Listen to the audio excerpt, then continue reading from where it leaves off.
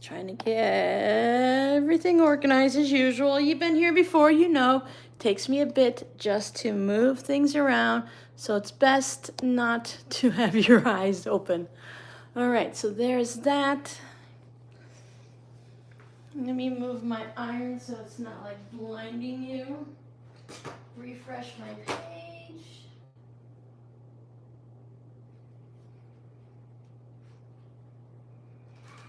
Let me do that. Well, that's gonna get hot though, I don't know. Let's try over here, I'll knock it over. Oh, that's not good. Hello. Hi, Jackie. I've got, I don't even have my microphone actually plugged in. I am like so out of sorts today. There we go. Microphone.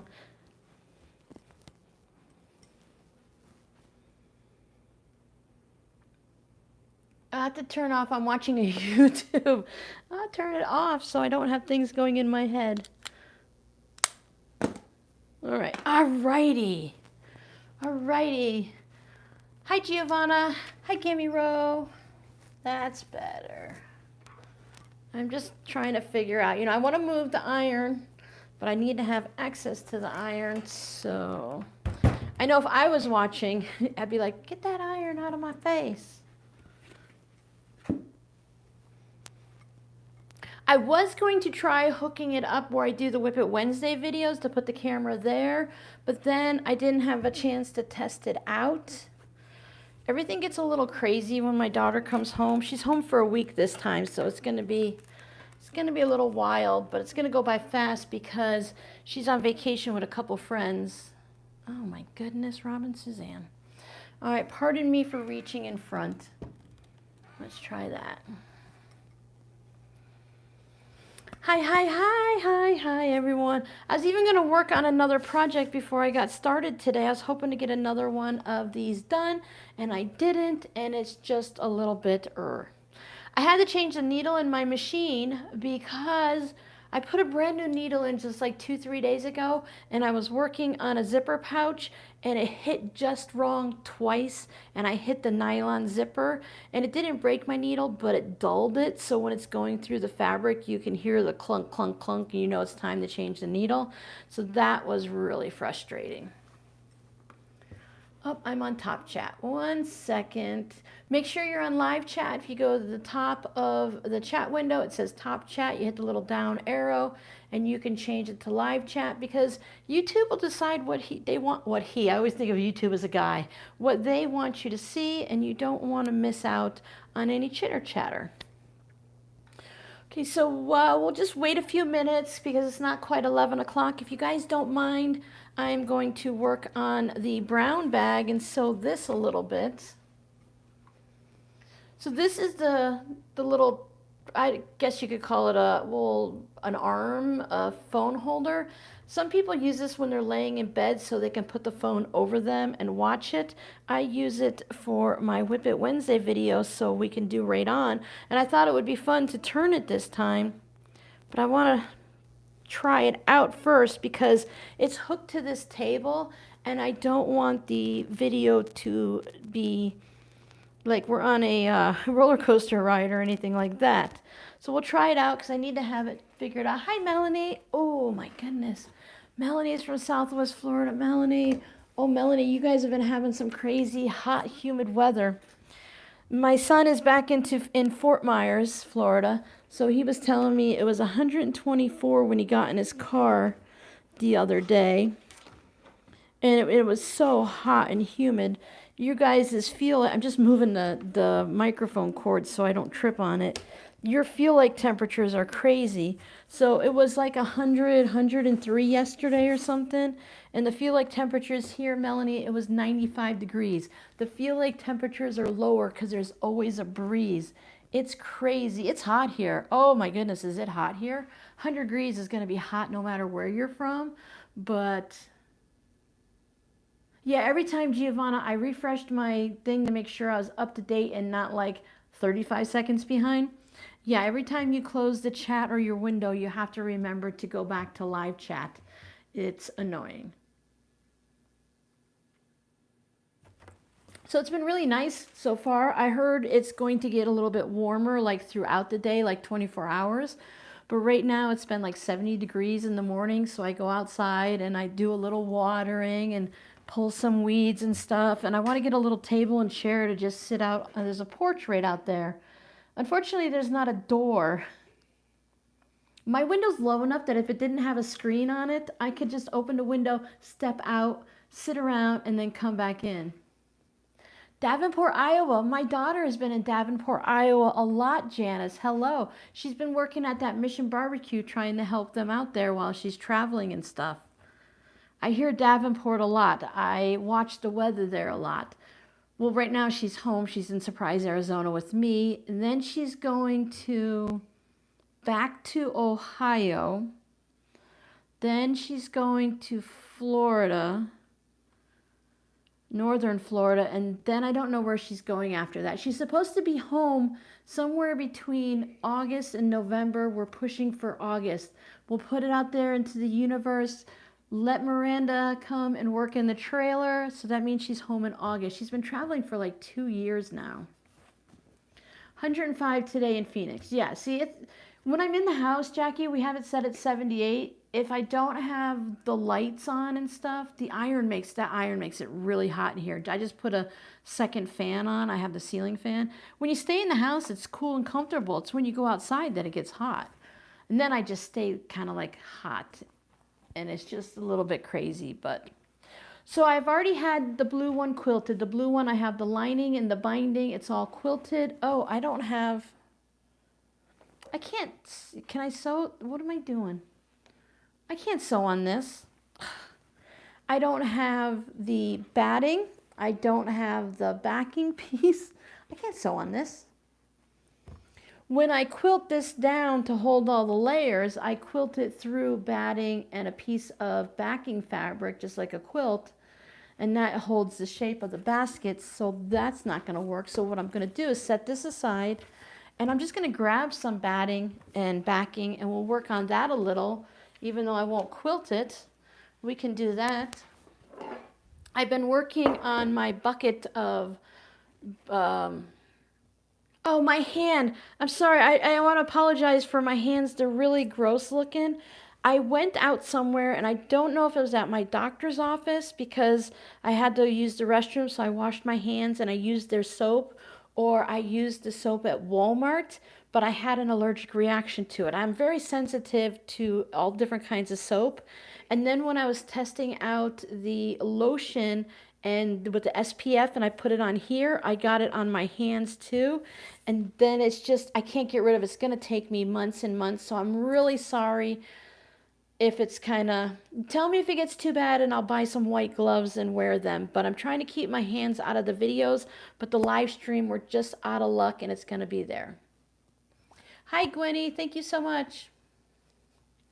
Enjoy the rest of your day. Hi, Terry. I have a tower fans that I can turn on to help with the heat. I keep the AC at 79. I would probably put the AC up to at least 78 here, but it's not my house and I'm not paying the electric, so I just put on a sweater when it gets cold.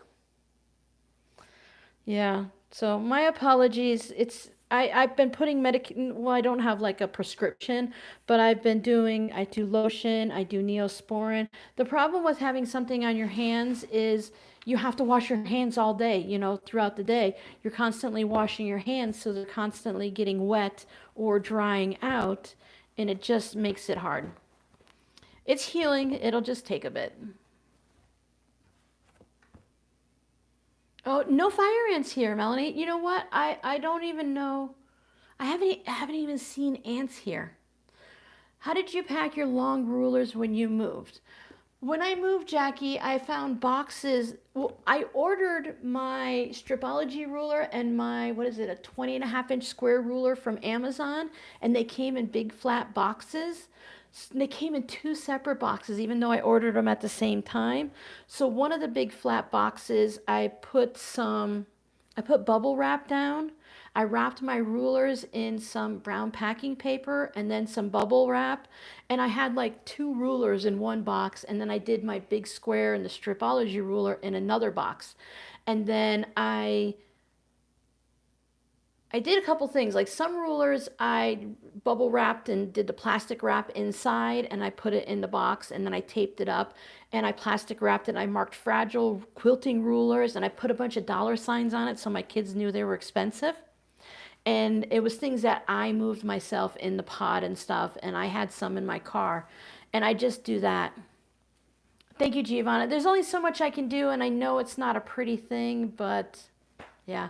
Fire ants, Melanie. I don't test allergic to fire ants, but I'm very sensitive to their poison, and that's another thing that really gets me bad.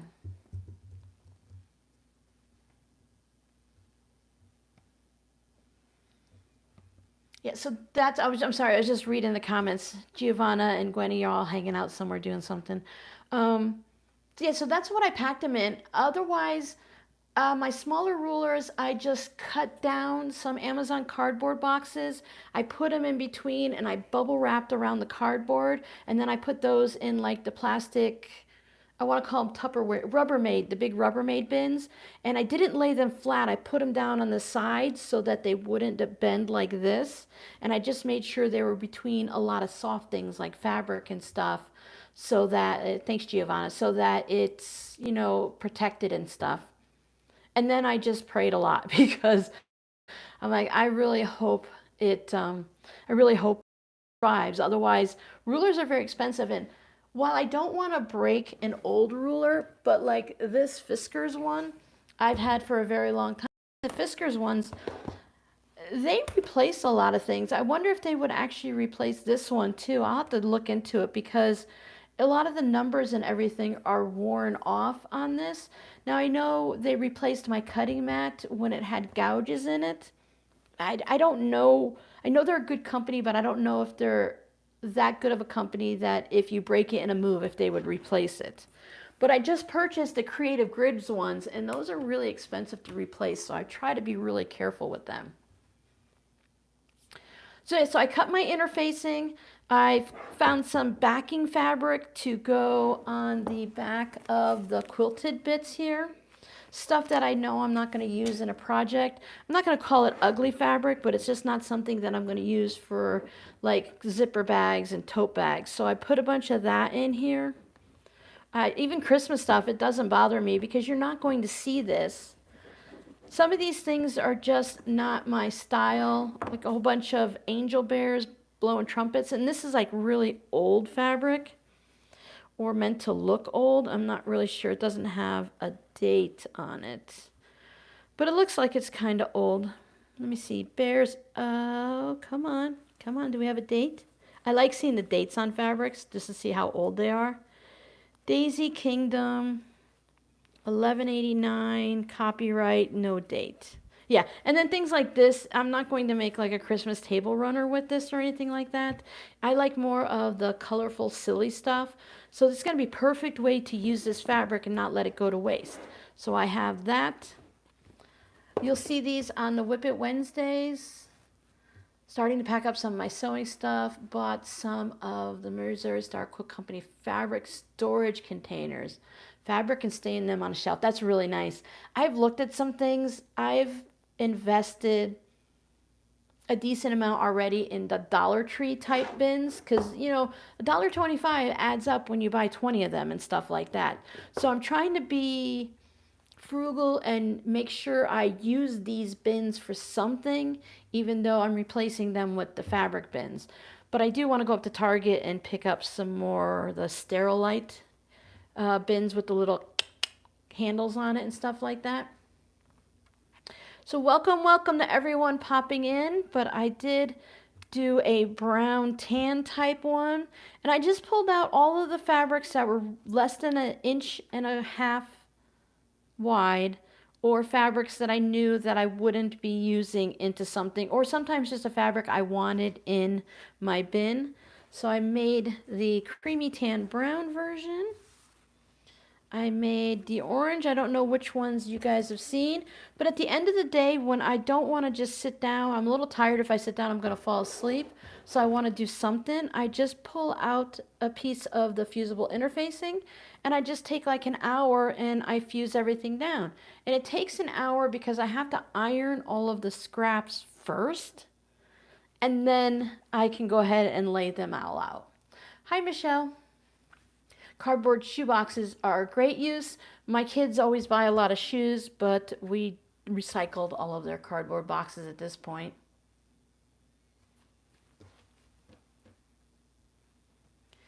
And then I also made a pink version.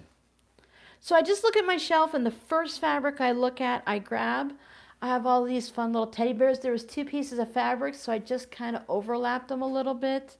I have some Hello Kitty scraps. And then I just glue some of them down if they're not going to stay.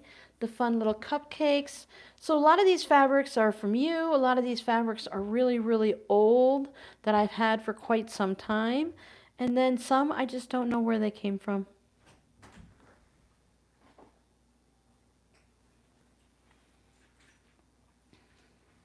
Like these right here, these are really a red, but I thought with the white and the red, it's going to work fine to go ahead and put it into the pink one because I'm not going to use it and I'm not going to save it for the red one. I found it in the, Robbie says hi. I found it in the pink bin, so that's where I put it. So that gives me the Christmas, the blue, the orange, the pink, and the brown. So that's 5 right there. So I'm in pretty good shape. I even have this, I'm going to use it for the lining in the blue one, even though it's got purples and greens and stuff in it. But when I looked at it, I thought blue. So I'm going to use it. Once you fill it all up with the scraps, I'm not really sure it's going to matter what your lining is, you know. Drink break.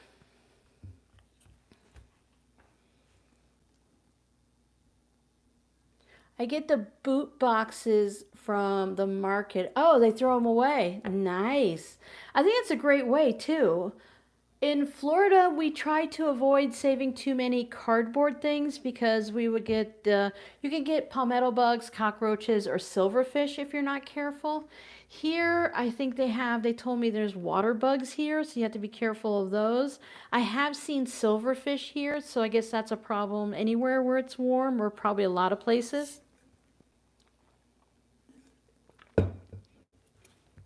Robbie had to borrow my car to go up to the store to get a soda. It's only like a mile there and a mile back, and he's walked it before, but it's a little too hot out to walk right now. So I'm like, please take my car. He normally takes Mandy's car, but she's on her way to the airport to pick up a friend. Robbie had a friend spend the weekend last weekend. My daughter Miranda, or Mandy, she has a friend that's coming in today, and she's going to be here until Thursday. And then Mandy leaves on Friday. So it's been a very busy couple of weeks here. All right, let's move you guys. You guys have silverfish over there, Giovanna? I think they're everywhere. I left myself a little note. I put it on a piece of paper because you know from one week to the next, I'm never going to remember. I don't know if you guys will or not, so but I'm not going to remember. So when I did my Christmas one, I'm going to test out on the blue one since I have the most blue scraps. If this doesn't quite work out, I can make another one, or I can unsew it if I wanted to. I could trash the whole thing because it's just little bits and start all over. Pretty much if it's not going to be right, I'm just going to shove it on the shelf anyway, so it will be fine. Nice for me? No, nice for me is I'm not going to have to worry about anybody or anything because they're all going to occupy themselves. Miranda is part of a trio, 3 ladies that they're all best friends. One of them moved out here. It's her boss's wife. She moved out here June of last year. Then Miranda's eventually going to move here, right? And then they left the bestie down in Fort Myers, Florida still. So she misses everyone, hasn't seen the other friend in over a year. So they're all getting together. But they didn't tell the first friend. She doesn't know that they're coming. They've been keeping it a secret for over a month. I cannot believe the 2 chatty Cathys were able to keep it a secret. Okay, so for me, I decided that I want to finish this after it's all quilted. I'm going to trim it to 18 by 20 and a half. You know, sizes vary. I put a link down below in the description box to part 1 of this video and also to another video of how I make the basket using just one piece of fabric in case you want to do that. In the Arctics. Oh, yeah, the Arctics. Yeah, I mean, how many people really live in the Arctics, though, Giovanna? I'm just kind of figuring in the basic everyday life of places like it's in most countries. So I'm going to cut this 18 by 20 and a half, but I want to start larger. And I think I wrote it down here that I want this to be 20 by 22 before I cut it down. Now that means it's a little close, like 20 by 22, you can't do a fat quarter, but you can always just like add an extra strip maybe down in the center of it so it's on the bottom, or you can add 2 strips on the top, and then that way if I wanted to I could use a fat quarter. So if I run out of scraps or you don't have scraps, you can start with yardage or a fat quarter. Now, I pulled this out and I didn't notice it. I'm sorry, I've got a light in my face. Let me move the light a little so I can get to you guys and see what I'm showing you. Right here, there was this spot of batting that I could see. So either I didn't cover it or it shifted. Now, I could have put a patch on it, but I did this about 20 minutes ago. Well, maybe an hour ago. I just zigzagged over it to make sure everything stays nice and in that spot. If something happens to this basket on the shelf and I notice a piece of fabric frays or something opens up and I can see the batting, I have no problem taking the basket off the shelf, shoving it underneath my machine, and doing a patch repair on it. It'll go all the way through to the lining and everything, but it's a scrappy fabric basket. Other than the batting, everything sitting here, all of these scraps would be considered trash to most people. Hi, Jody. I'm glad you made it. I was wondering if you were going to come visit us today. I don't know. I don't think you guys can see the exact numbers, but we are 5 subscribers away from 50,000. So if you can just double check down below to make sure you're subscribed, I would really appreciate it. So once we hit 50,000, we'll have a little party, or at least a giveaway, and we'll pretend it's a party since we all can't hang out together. I did make this to sit like this. I double checked my Christmas basket and I trim it 18 inches wide, and this one is 20 and a half inches, so it sits like this. So that's the first thing I'm going to do is I'm going to trim this. I'm just going to bring in my old ruler so if I slip a little and I scratch it, I won't. No, actually I need only 5 people, Giovanna, because I can see in my analytics, you guys can only see 49.9, but you can't see 49.995. They kind of just give it to the hundreds here when you're looking at it yourself, but in my analytics, it just shows 5. I checked just before coming on because I didn't watch it a lot, but whenever I see a new comment come up, I always go and check the comment to make sure it's not a question. Because if someone asks a question, I like to answer it right away. And if someone just leaves a nice comment, I just sit down one day and I spend like an hour and I just answer as many comments as I can. So there's that. I mean, we'll hit it. We're that close. Eventually, in the next couple days, it'll hit. But if you guys aren't subscribed, it's always nice to just double check. Hi, Sue. Laundered Cotton Quilts is here. Oh, hold on. Let me see. Is it Emily? Oh, I'm terrible at guessing names. My apologies. Susan's here from Maine. Oh, Maine. It's some of those things where Maine is so gorgeous, but then the people who live there are like, yeah, well, you haven't seen it in the winter because it gets cold.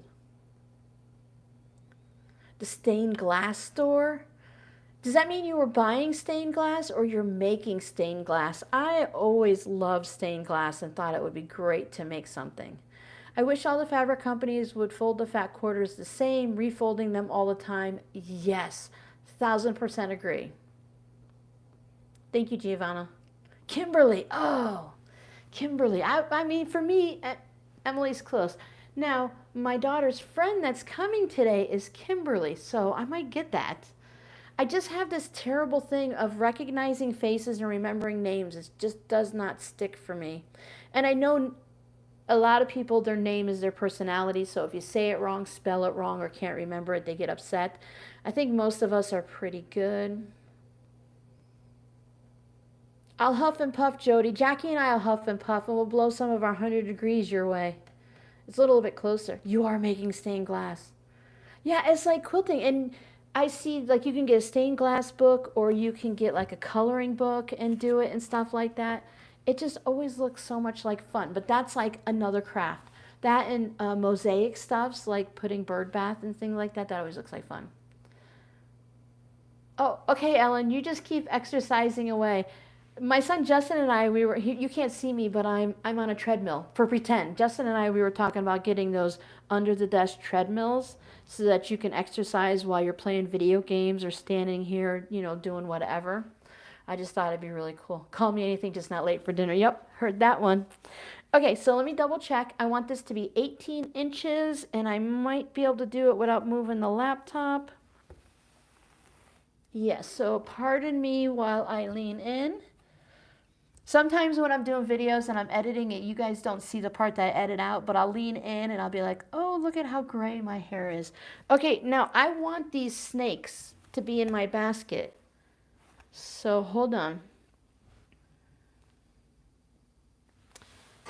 Let me think for a minute. So I need it to be 18 by 20 and a half. So if this is 20 and a half, and this is how we kind of fake things a little. And then we need it to be 18. Can I still get 18 inches going this way? Where is 18? Okay. So if we put 20 and a half and we put 18.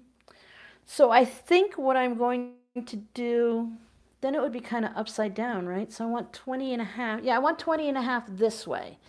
I want 20 and a half this way, 20 and a half that way. Okay, guys, hold on. Let's put you over on the ironing board. So I want 20 and a half this way. Sometimes you just have to stop and think if your brain is in 12 directions, or if you're chatting with a few people, or your kids are running around, whether they're yours or your kids' kids. So this is 20 and a half. Let me put this away. I know, like, the good china, you should use it, but sometimes I just don't want to use the good ruler for what I consider a scrappy job. Oh, there's a question? Okay, hold on. Thank you, hold on. Let me go up. Wake up, Mousy. Ellen, Giovanna.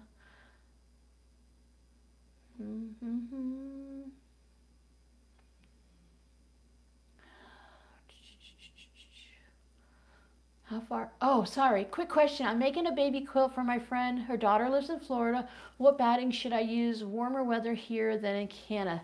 I would just use something similar to a cotton. I have a 100% cotton. I like the Warm and White brand, and I find that's fine. For a baby, they're probably going to be, see, you have to think too, they're going to be in the air conditioning during the summer, and then it gets a little cool. But for a baby, I think that's fine. Also, if you want to just make a quilt top and put the minky on the back, that would be enough. You wouldn't even have to put batting in it. So you could put fleece, flannel, anything you want on the back like that, something similar. Or if you're going to put cotton fabric on the front and cotton fabric on the back, I would use something like 100% cotton. You can use a polyester. I just don't like to use polyester.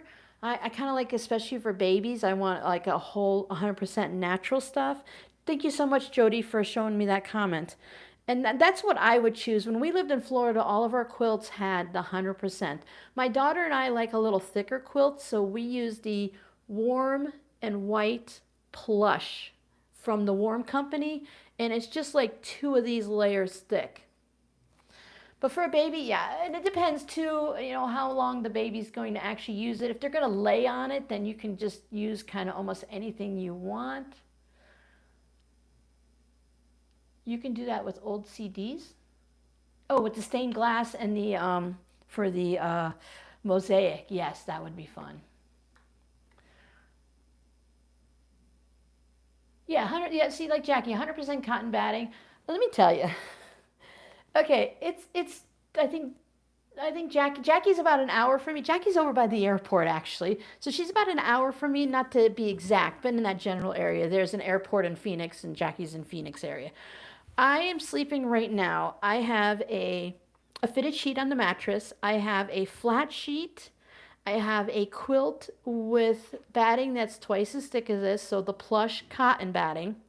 And then I put a top sheet on top so that my cats don't, when they lay with me at night, they don't lay on top of my quilt. And then on top of that, I have a fleece blanket because this room gets so cold at night. I mean, it seems crazy, but it gets down to like 73, 74, 75 at night. So it's really cold.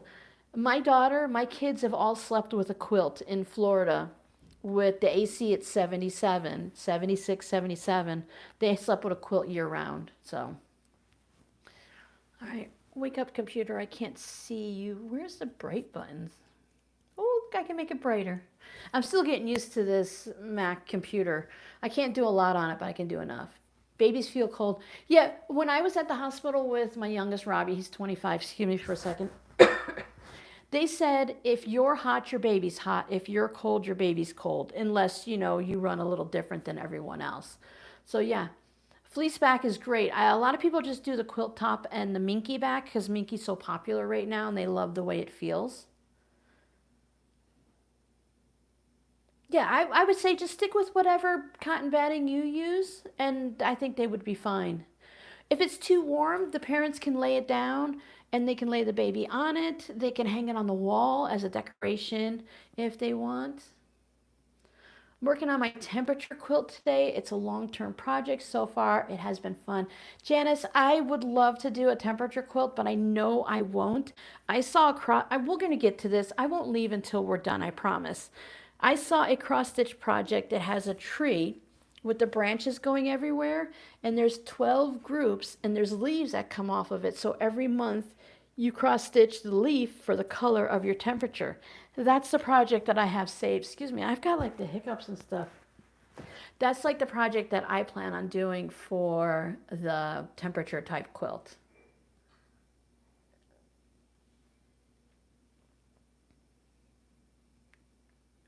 You have to add a comforter. Yeah, my kids keep it cold, and I get cold. I'm a little bit cold anyways with the nerve damage. My hands get freezing cold, so it's just really weird. So here's my bedroom, right?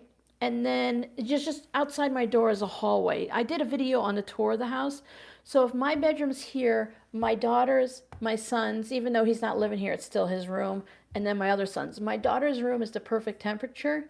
Justin's room is quite warm. Robbie's room doesn't have a ceiling fan. It's really weird. But his room is a little warm, but we have him set up with good pedestal fans, so he's nice and cool. Arizona State University in Tempe, about 90 minutes. So you're on the other side of Phoenix. Gotcha, gotcha. Now that I'm getting a little bit more used to this area, let me cut this now. So what do I want this at? 20 and a half. Now that I'm getting a bit more used to this area, I'm seeing more and more of the things that I would enjoy doing. And I told my daughter, I said, we're just like an hour outside of everything that I want to do. Everything is just over here a little or over there a little. I'm going to I'm just going to not fuss about it. There's a couple of designs on here I wanted in the basket. If they're not in the basket, it is not a crisis. It's going to go on the shelf and I probably won't see the fabric anyway. Oh, and Giovanna, I am much less fussier. I've been paying attention because you called me out on it. And I am less fussier when I'm by myself, but when I'm with you guys, I just seem to be fussier. So 20 and a half, I can cut this. Now, if you want, you can save this. You can turn it into one of my little wrist cuffs. You can turn it into a key fob, depending on how you made your project. If you used one fat quarter and you have bits left over, use it for something. It doesn't have to go into the trash like I just did.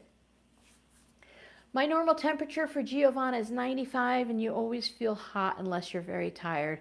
When I get tired, I get very hot.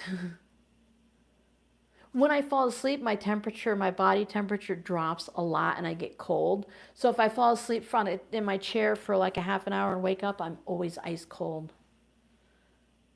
You're in shorts and a tank top at that time. But Sue, you're in a different thing. Like your 72 is different. If when I was in Florida, I go outside at 72, it was beautiful. It was really comfortable. I loved it.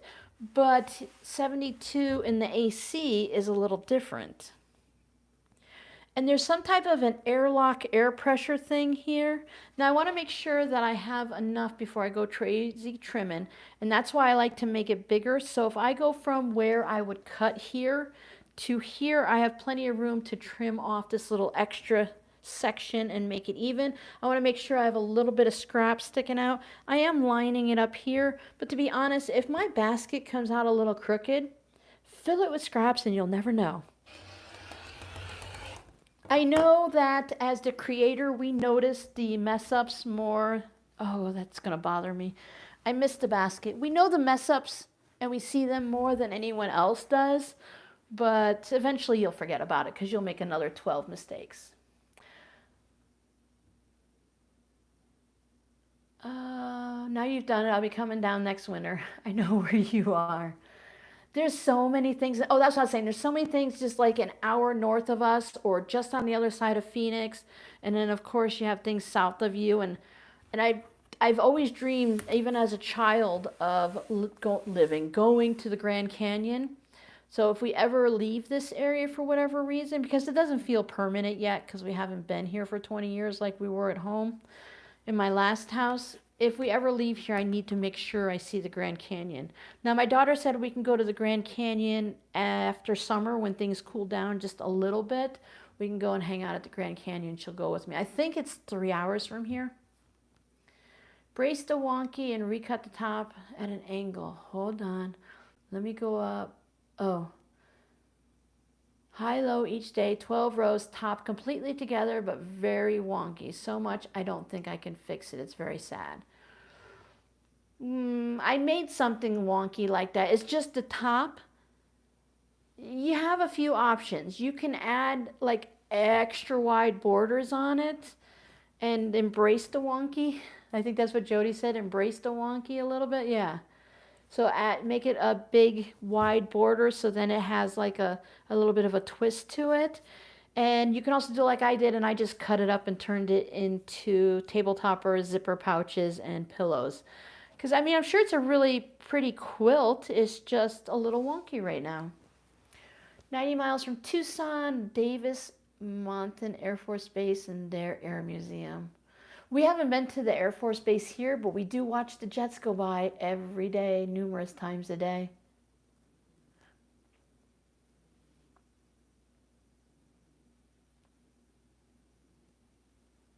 Yeah, embrace the wonky. We should put that on a t-shirt. Embrace the wonky. Any part of your life. I definitely can see why. Where are we going? 18 by 20 and a half. So we're at the 18 point, right? So that is 20 and a half. So here's the 18. I could definitely see why people would want a snowbird. I don't know exactly where I would go and how I would do it. See, so mine, I am going to lose a lot here, so I could probably make, oh, this one I just made extra big because I didn't know what my measurements were. I made this before I made I keep wanting to call it a Halloween basket, but before I made the Christmas basket. So I have extra bits of wonkiness. Well, I'm stuck on the wonky, extra bit of scraps and everything. So when I made the other ones, I made them a bit smaller. Because I think I made this like a total of like 22 square. So you do end up cutting a lot. But after you make your practice one, and if something happens and you cut this by mistake and you need to put it back together, you can take a piece of your fusible interfacing and you can franken pieces just like we do our batting. Put this here, put a strip of the fusible interfacing like the ones that we use to put the fabric down. Put that down like that, come back, and do a zigzag on here to hold it together. Or you can go ahead and if you don't like the zigzag, you can put a fabric patch on top. I would zigzag it, then I would put the fabric patch on top, and then you can go ahead. Because again, it's a basket that's going on the shelf that's full of scraps.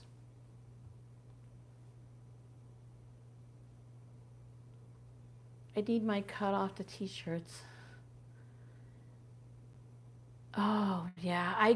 That's on my list, Giovanna, the diamond blocks. I have several things on my list that I'm going to get my life under control this summer for at least 3 days, and then we'll see what happens. Sometimes, Jackie, that's what you just have to do. If it really bothers you and you can't handle it, you just have to cut it up. A wide ribbon, yep, a wide ribbon would work on there. The excellent idea, Giovanna. Yeah, and you could pass it on. If it really bothers you, pass it on as gifts and you'll never see it again. All right, so now that's a bit much of something. I'm going to put it in the trash can, and then later today, I'm pretty sure I'm going to pull it out and see what I can do with it. All right, so now I have it, and I know that I want this to be, let me come over here, rearrange myself. This is like the neatest my sewing table's been in a long time. Bring you guys back front and center. I've made more than 30 blocks. Wow. So I want this to be like this, right? Because my basket's going to sit on the shelf because my shelf is only so big, so it's going to like this. And I did do this on the last one, on my Christmas one, and when I did this, it was, oh, see, this one's uneven too a little bit. So I matched up one side. Sometimes things just happen, right? So this is a little smidge off up here. And while I don't think it really matters at all, I'm just going to cut it and trim it and make it even. Again, it's going to be sitting in on the shelf. So I'm going to look and see if I line up even on this side and it's even on that side. I'll just trim this extra off. I'll show you how small it is. See how small that is? That's nothing to that. I could have left that no problem, but you know, maybe it bothers you. It bothers me a little bit. I just kind of want it to be trim. Like, why wasn't it square and even? Now there's no seam down here. So when we cut our corners, I don't understand all of it. I can't explain it to you, but I know we have to accommodate for that 1/4 inch seam. So I want to cut out my corner here to be 2 3/4 of an inch. So down here, I found a video that was talking about how to make a basket of a certain size and all that. And they cut it out at 2.75 this way and 2.25 that way. They took a 1/2 inch off because we're not doing 1/4 inch seams, we're doing 1/2 inch seams for this. Let me make sure I'm all caught up. Neat is boring. Yeah, well, sometimes I like to be able to find everything and not have something underneath. I've already taken the rotary cutter across the ruler and stuff before, so it's kind of nice. Yes, Melanie, I'm still accepting blocks. I'm going to get ready soon to make one panel for my door, and then there's still plenty of time for the other panel. Plus, anytime throughout this year, if you send a block, I will find a way to put it somewhere hanging in my room so you can still see it. Giovanna's going to make more? I appreciate it. Oh, yeah, no, I'm going to cut it off just before Sue. Once Sue finishes hers, just before she ships them, I'm going to say no more. Just because I want to be mean to Sue, huh, Sue, right? No, I know it's a busy time and everyone's going to be doing things and stuff, but I want to go ahead. I think I have enough blocks to make one door panel, so I'm going to do that. But first I need to make some flying geese and 1/4 square triangles. All right, so I'm sorry about all my sews. Let me show you my notes here. We're doing a 1/2 inch seam allowance, so there's no seam down there, so we have to accommodate that for the height and stuff. That's the way it's been explained to me. It makes sense and doesn't make sense, so it works. If you don't, it just kind of makes it shape a little bit different, so it'll be fine. So let's see, 2.75 is there, and 2 1/4. I had to write it down because there's no way I would remember that. Because I wanted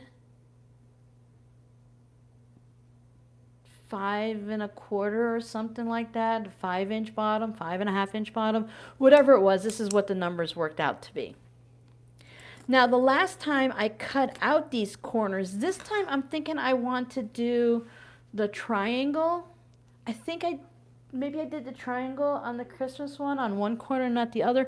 But I want to put the triangles on the inside so that it'll add that extra bit of strength underneath there. So this needs to be 2 1/4. Sometimes I can just whip through things, and sometimes I have to stop and think about it. And that's 2 3/4.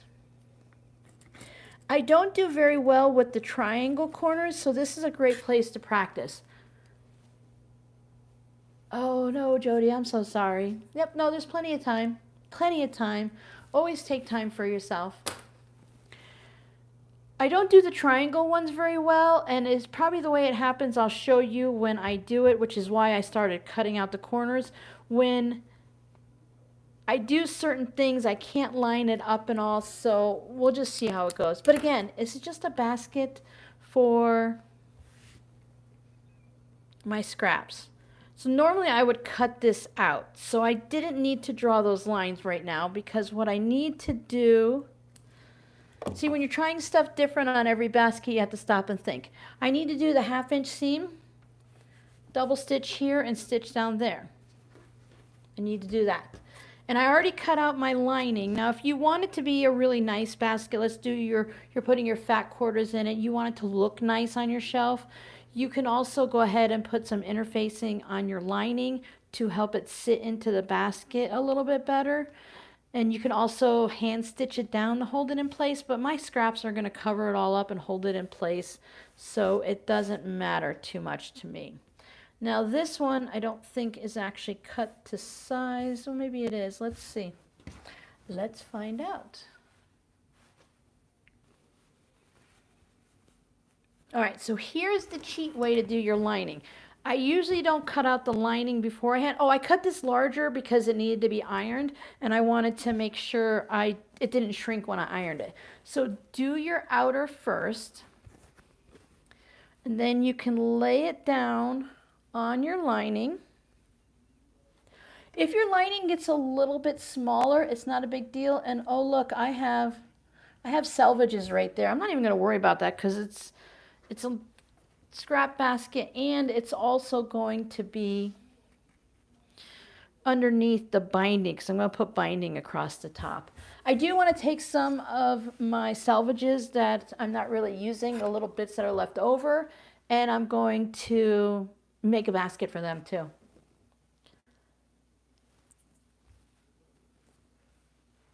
Jody's doing machine darning for her son's pants because he wears them out a lot. Sounds like my daughter.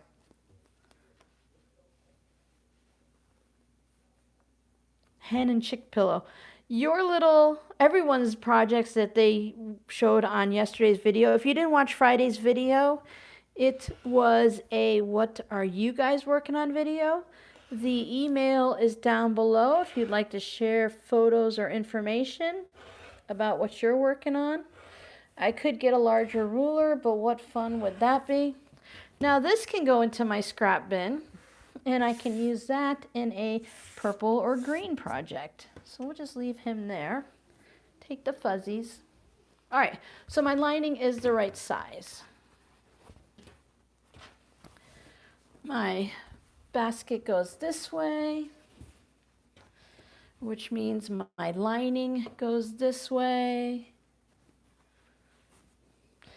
And normally when I do like a tote bag and stuff, I adjust these seams in my lining and everything so it's not baggy and stuff, but I'm not even going to worry about this because everything is going to hold it down. All the scraps will hold it in place. I'm just going over here to grab some clippies. Keep my chapstick in my quilter's clips there because it's very dry here. My daughter got off the plane and she's like, I can feel my skin shriveling up and drying just by being here for an hour. Because her flight came, her flight came in yesterday at 1:03 and I had a doctor's appointment at 1:15. So there was no way that I could be there. Oh, you liked it, Laura? Yeah, it was a fun video. It'll get a little bit better, but I feel like it worked out pretty good, and hopefully everyone could see all of their projects really well. And then just so I don't forget, which way this goes. I'm not going to go crazy, but I'll just put a clip here, and then I'll put a clip here, and that lets me know that those are the two sides I'm going to sew down. I mean, it'd be crazy to go it this way, but you could spin and flip it around. All right. Now it's set up to do a 1/2 inch seam because of the way I did the corners, but to be honest with you, I'm just going to do 3/8 because that's the side of my foot. Oh, thank you, Giovanna. I probably should. I'm a little dry today. When I'm out traveling, if I have to drive to the airport for an hour there and an hour back, I try not to drink too much that day because there really isn't a lot of places to stop comfortably to go and use the restroom.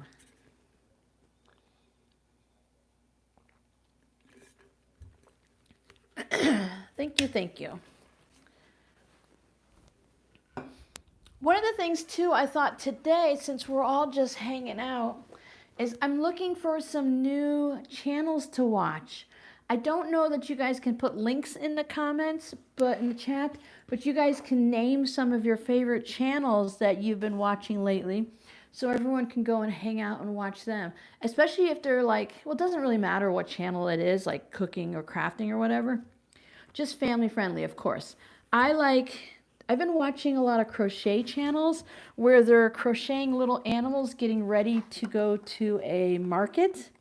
They're like, how many frogs can I crochet in a day? I watched that one before the live stream. My apologies because I have no idea who I watched, but there's a lot of them out there that are doing that. Kids try to kill me for Mother's Day. 57 garage sales. Oh, because, excuse me, you did one of those, the whole community garage sales? Those look like fun. I want to go to some of the, there's where we are right here. If I come this way, I can go to a lot of thrift stores, Joann's, Hobby Lobbies, quilt shops. I've been going this way and we've started going south. But if we just go off to the east a little bit, there's so many new places to see and stuff like that.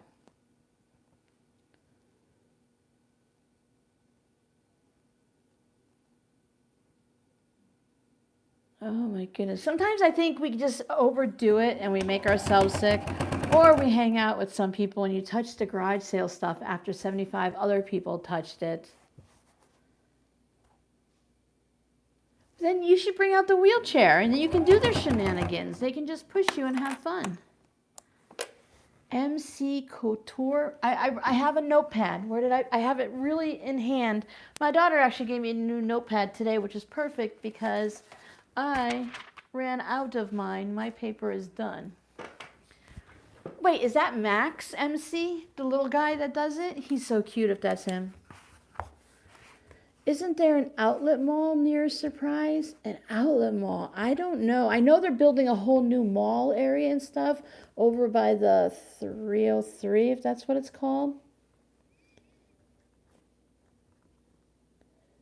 C-O-U-T-U. Sorry, I'm spelling. Don't go that way. My finances will suffer. Yeah, I'm pretty good about not going very many places throughout the year. It's like when I go, I'm going to make one trip. I'm going to blow all my budget, and then I'm not going to go again for 6 months. It's nice when places are far enough away that, I mean, when I say far enough away, it's a 30-minute drive, which I know is nothing. But some of these roads, and not knowing where you're going, 30 minutes sure feels like 3 hours sometimes. And then I have to like put everything in Apple Maps and tell me where to go. And I have a new love. I am in love with the guy on Apple Maps. I switched from Google Maps to Apple Maps because I'm sitting there wondering, I'm like, oh, do I need to take that right turn? And he's like, do not take that turn. Stay in the center lane for the next 4 miles. I'm like, well, thank you, Mr. Apple Maps guy. He knew exactly what I was thinking. I've been watching some homesteaders, K and S, get out. They have the cutest goats. I did homesteading for a while. They're really fun to watch. I've watched some of the stained glass. I think you should share that one before, Susan. I'm following some kind of stained glass that someone said to follow. Oh, yep, and the narrow boat light, all from you. You did it to me, Susan. I watch them all. Not all the time, but now and then. So, oh, okay, I have it written down. I'll check it out. It's possible that I have. Sometimes I just watch, I go to the home screen, and on YouTube, you can look at the top and it'll say, you know, like quilting and stitching and food and stuff. And I just hang out in there and see what comes up. Because the reality is the people that I watch, either they're not putting out many videos or they're just not making videos anymore. So I'm always looking for someone new. And I don't want to watch, I watch tutorials and I will follow channels and subscribe to them to do tutorials and stuff. But I've started to watch tutorials, like while I'm sewing this, I'll watch a tutorial on how to make a tote bag or how to make a fabric basket. I know what I'm doing, but I just want someone to keep me company. And when they're making the same thing I am, it makes me feel good. The way home always seems short because you know where you're going. I did Giovanna, the grass cutting ones, the ones that pressure wash, like strangers' yards and stuff. I'm just doing the same thing, about a 3/8 inch. You can make it a little bit wider if you want your lining to sit in there nice. See, the salvage is in the seam allowance, so I'm not worried.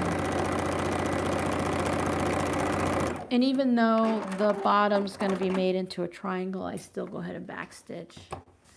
Carolina Moore is a sewing channel. Carolina Moore. Sometimes I get stuck when there's two. My brain is thinking of other things, and then my hand is like, how many letters do we need to put in there?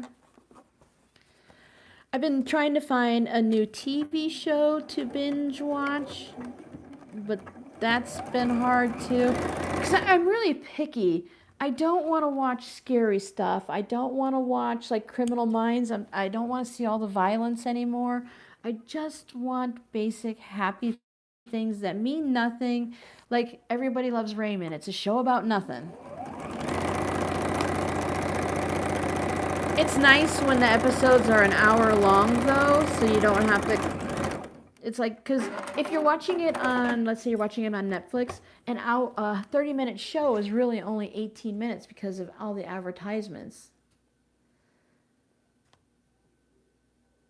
The baby mini goats. You were at the night market? That sounds different. You could play with them for $5 for 5 minutes. Oh, that's funny. Star Trek. Sometimes I was talking to Robbie earlier. I was telling him about Beastmaster and how that was a really great show. And my husband and I enjoyed watching it. But the problem is I remember it being a great show. If I watch it now, is it still going to be a great show? Or is it going to change my memory of it and I'm going to be disappointed? All right, so this time when we do the triangle ones, my iron's falling asleep. So I'll just do this. Sorry about the sound. And then I'm going to match this seam up with that bottom seam to give myself that triangle. Pop it open. I usually take a nice sharp pair of scissors, and right here the seam has got a fold in it, so I just clip it open so it can lay flat nicer. Have you watched Young Sheldon? Yeah, I watched it. Yeah, because I like The Big Bang Theory. I used to fall asleep to that at night. I've watched that probably 12 times now. So I did watch Young Sheldon, and of course the last episode, it hit me hard, and I cried like a baby because it was so sad. You know it's coming. It's coming. I set up watch lists on YouTube, then watch when I need something different to watch. Yeah, I don't even want to tell you how many are in my watch later list. Okay, so now this, what I'm supposed to do is 2 3/4 in. 2 3/4 in, if I remember correctly, and you make a mark. So let me put that. My ruler, of course, isn't wide enough to go. So I have 2 3/4 right at the tip. I have the 2-inch mark just to have a line that lines up there.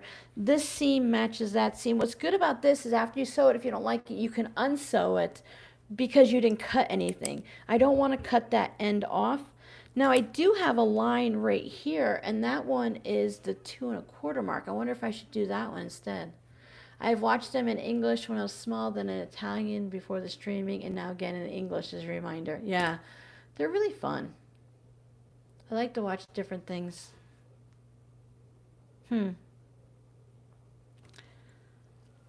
I want this. Let me get a bigger ruler. Hold the phone. Hold the phone. I almost remember what drawer everything's in. All right, so I want from here to be a certain measurement. So if I follow on that line that I had already drawn, that only gives me a 4 1/2 bottom gusset or whatever.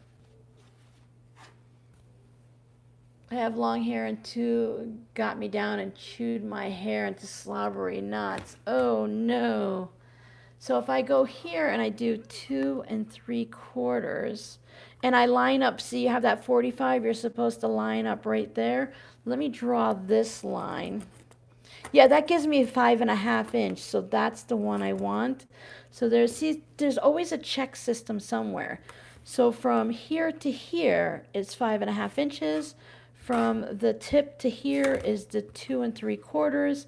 I lined up the 45, so it gave me that nice angle. And then I will put a couple clips in. I would sew it first. Yeah, I'm not going to cut it at all, Giovanna. I want that extra support underneath, so I'm just going to leave it. If I were to cut out the corners, then, I do that.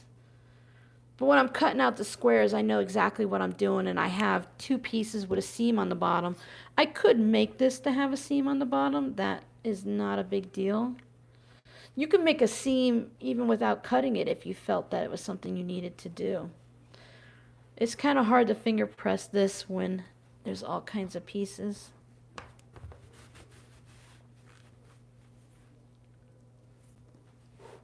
Old Star Trek.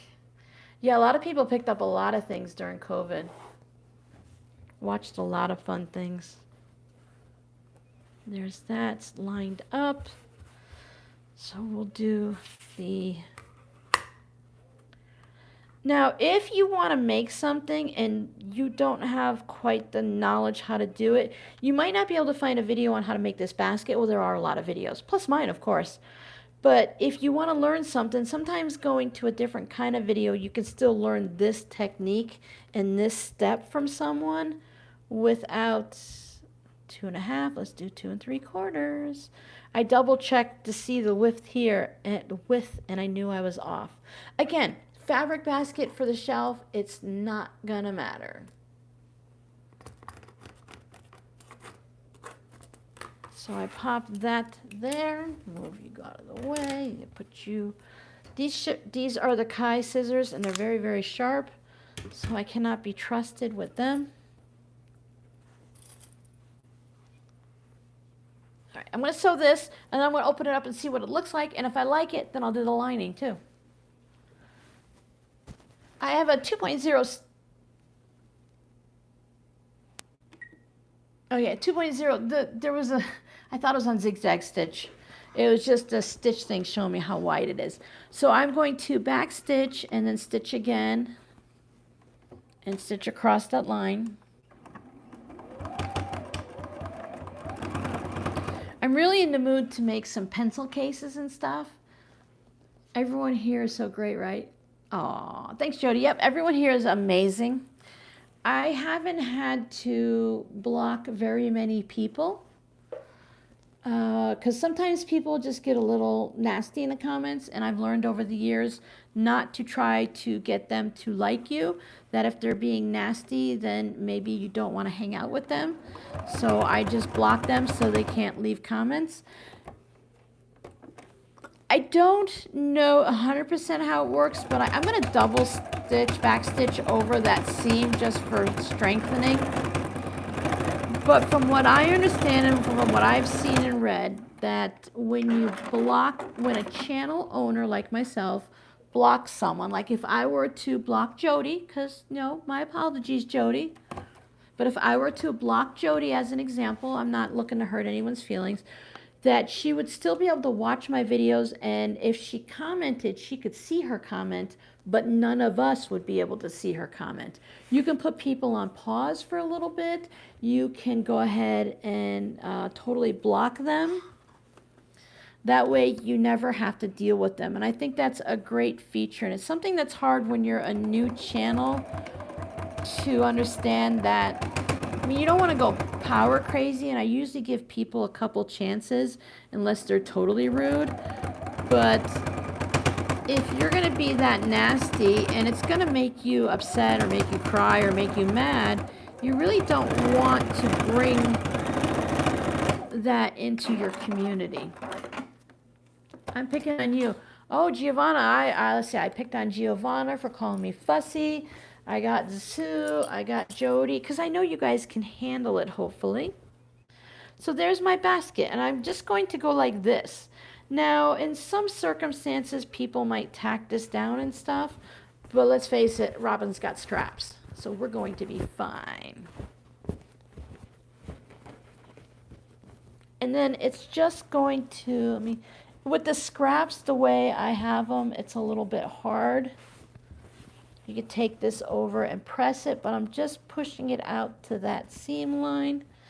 And then when you look inside, the lining's going to be in there, so you're not going to see those anyway. So this right here is my corner. I'm hitting my head on the light, sorry. Thank you, Giovanna. So now I have that, and I think that looks pretty good. I think I need to wake up my iron. So we're going to have to put the iron over here. And you can't see it. Let me see I don't know if you can see it, just a little bit, but it's on my wool mat. And if you leave an aliso sitting in the raised up feet position, but down on your mat can get really hot and burn. Some have caught on fire and stuff. So it's not a good idea to leave it in that position for very long. So if you know you're going to be sewing and not pressing right away, it's a good idea to pick it up in the normal iron position. Oh, Jody left the room and we picked on her. That's why you wear headphones. That's why you wear the headphones. I want to press, I'm going to wait for this to wake up a little bit. I do want to press my seams because I can feel them. So that means they're bumpy and they haven't settled down. I keep snacks in my room. Let's see what Robin has in here for snacks. Sometimes I just want a little something and I don't want to run out to the kitchen because, it's so far away. So I have, in this container, I have some melty chocolate chips to make cookies with, but I eat them as a snack because there's not many chocolate items that I can eat. I have tried the new Reese's peanut butter plant-based version. I gotta say, it's just one step down from the original because, of course, the chocolate tastes different. It's amazing. I spent the money and got the little miniature ones. I love it. It's dangerous, but it's good. And then sometimes when I'm working until 10 o'clock at night, I want just a little something to stop my stomach from being grumbly. So I have pretzel sticks. These are just Walmart ones. They don't have a lot of salt on these, which is nice. And it doesn't give me acid reflux at night, so I can eat a couple of these. So I just keep them over here underneath my shipping station to the right of my sewing machine. So it's always nice to have a little treat. And this, I have to be really careful, but sometimes when I bring my food in, it needs a little extra salt, so I keep a salt shaker in here too. I could live in this room. Really, I could. I've got food and drinks and toys to play with and kitty cats to snuggle. I have a switch on my travel iron, which heats up super fast. That's nice. Oh, this is all heated up. Come on in, Mr. Iron.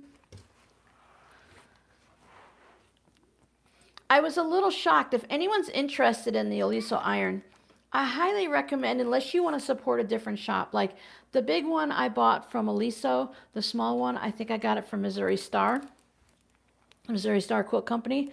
But I saw, I won't name names, but I saw a large online shopping place that also has a brick and mortar shop This was like 2.25, 250 or something like that. They were selling it for $500.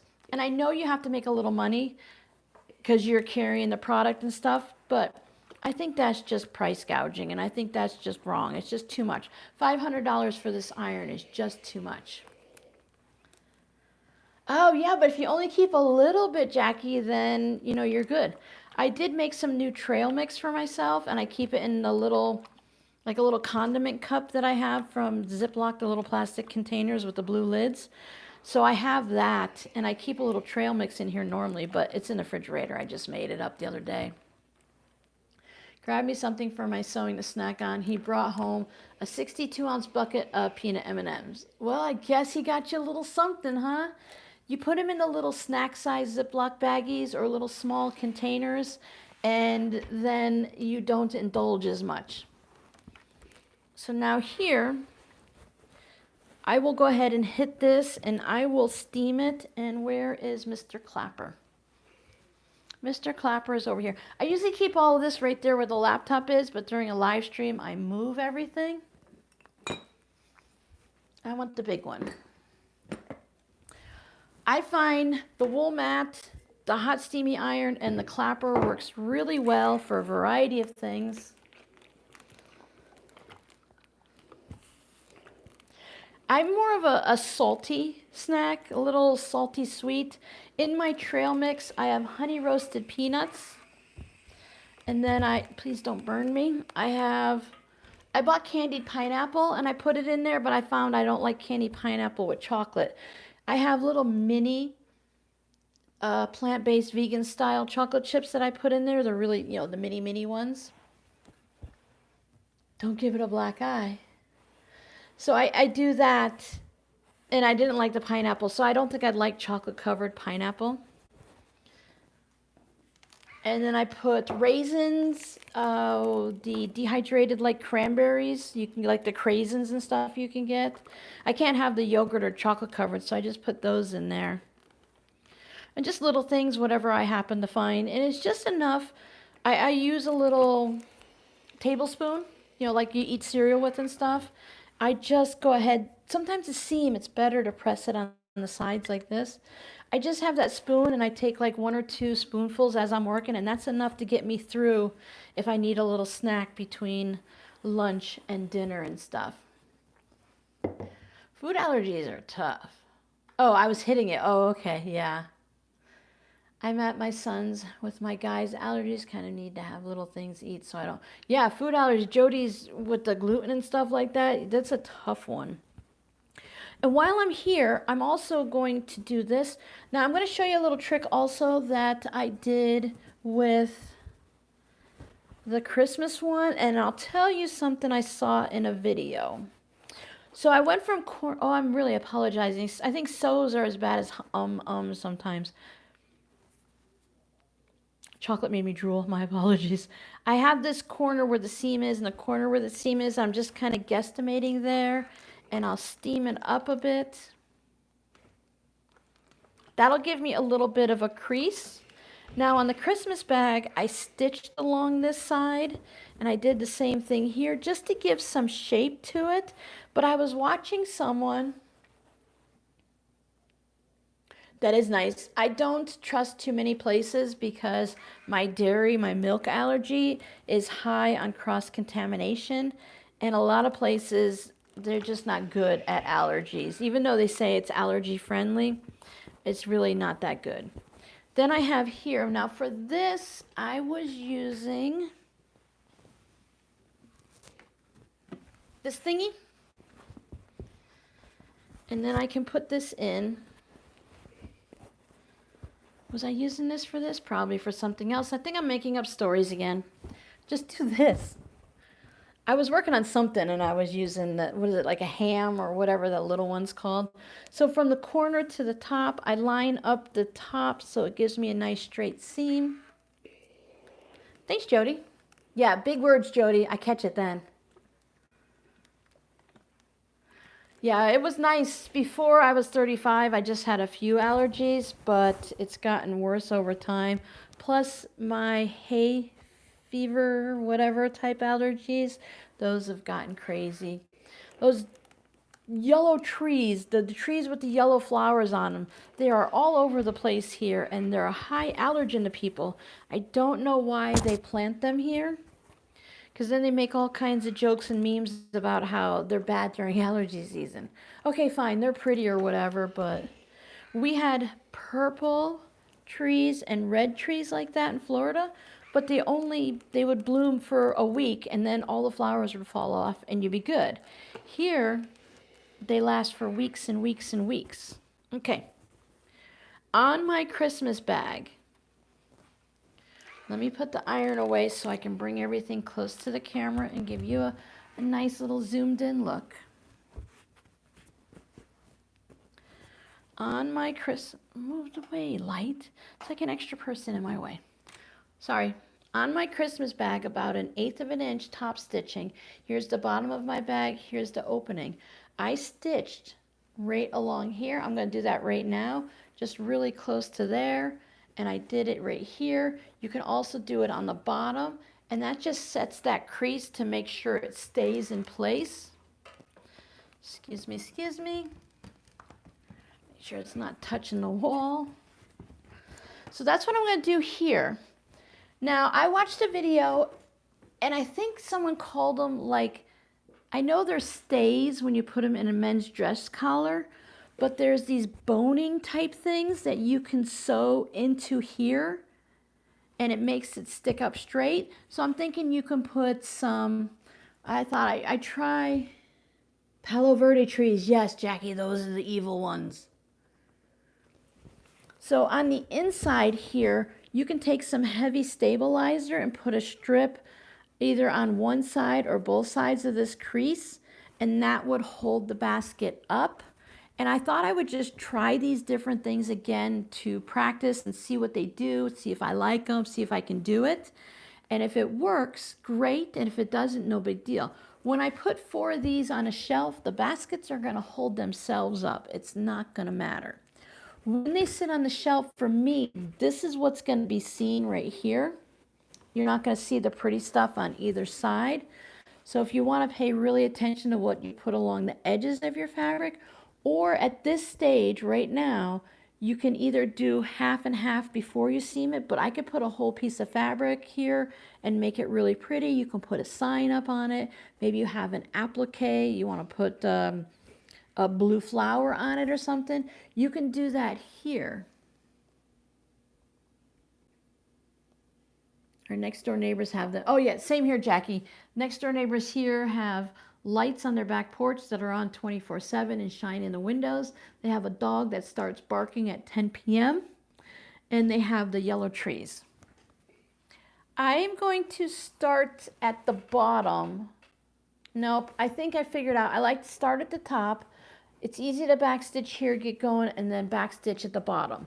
You want to set that seam. You're going to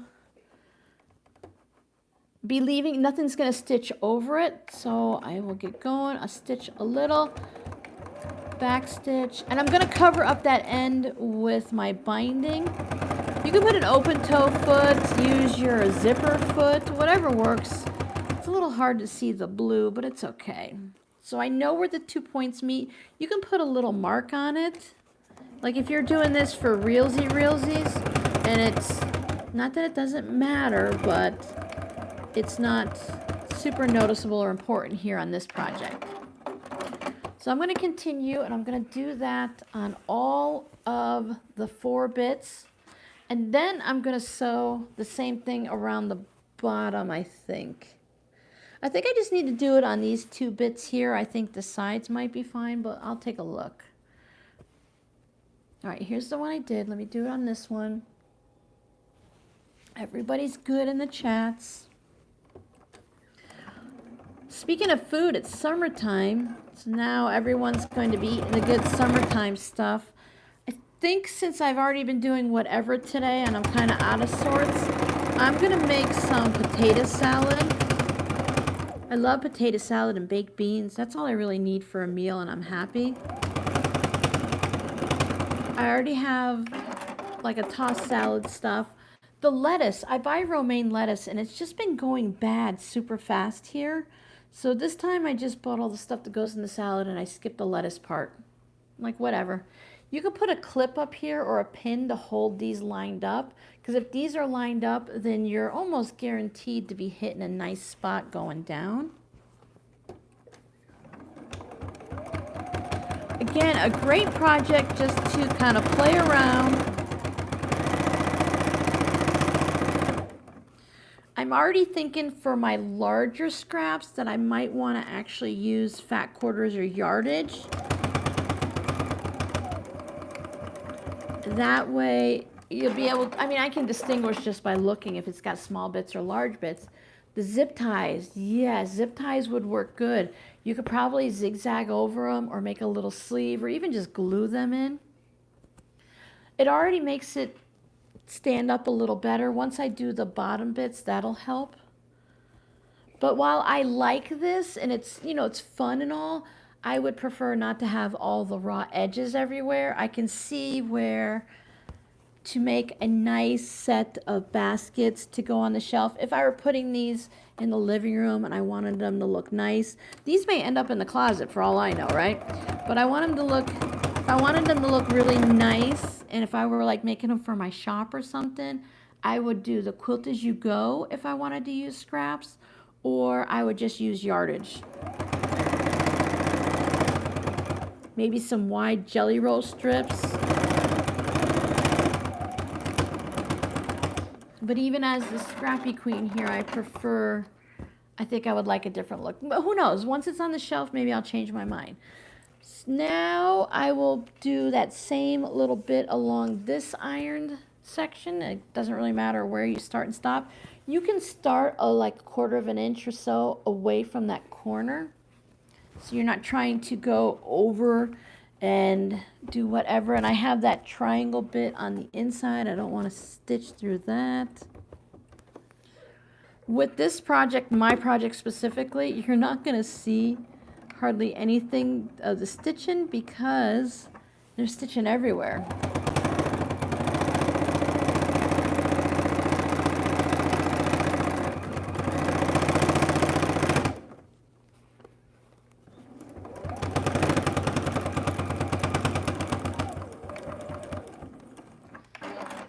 I have to take a peek. Pardon me for a second. I want to see if, wake up, Mousy. Wake up, Mousy. I want to see if we hit 50,000 subscribers while we're sitting here. I have to peek. My apologies, but I have to peek. I have to peek. I have to peek.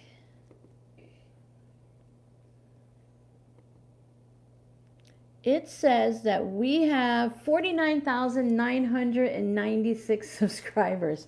We're close. We're so close. It's okay. It's just like it's a number just to reach, just for fun. It doesn't really mean all that much, but it's kind of nice just to hit some nice round numbers.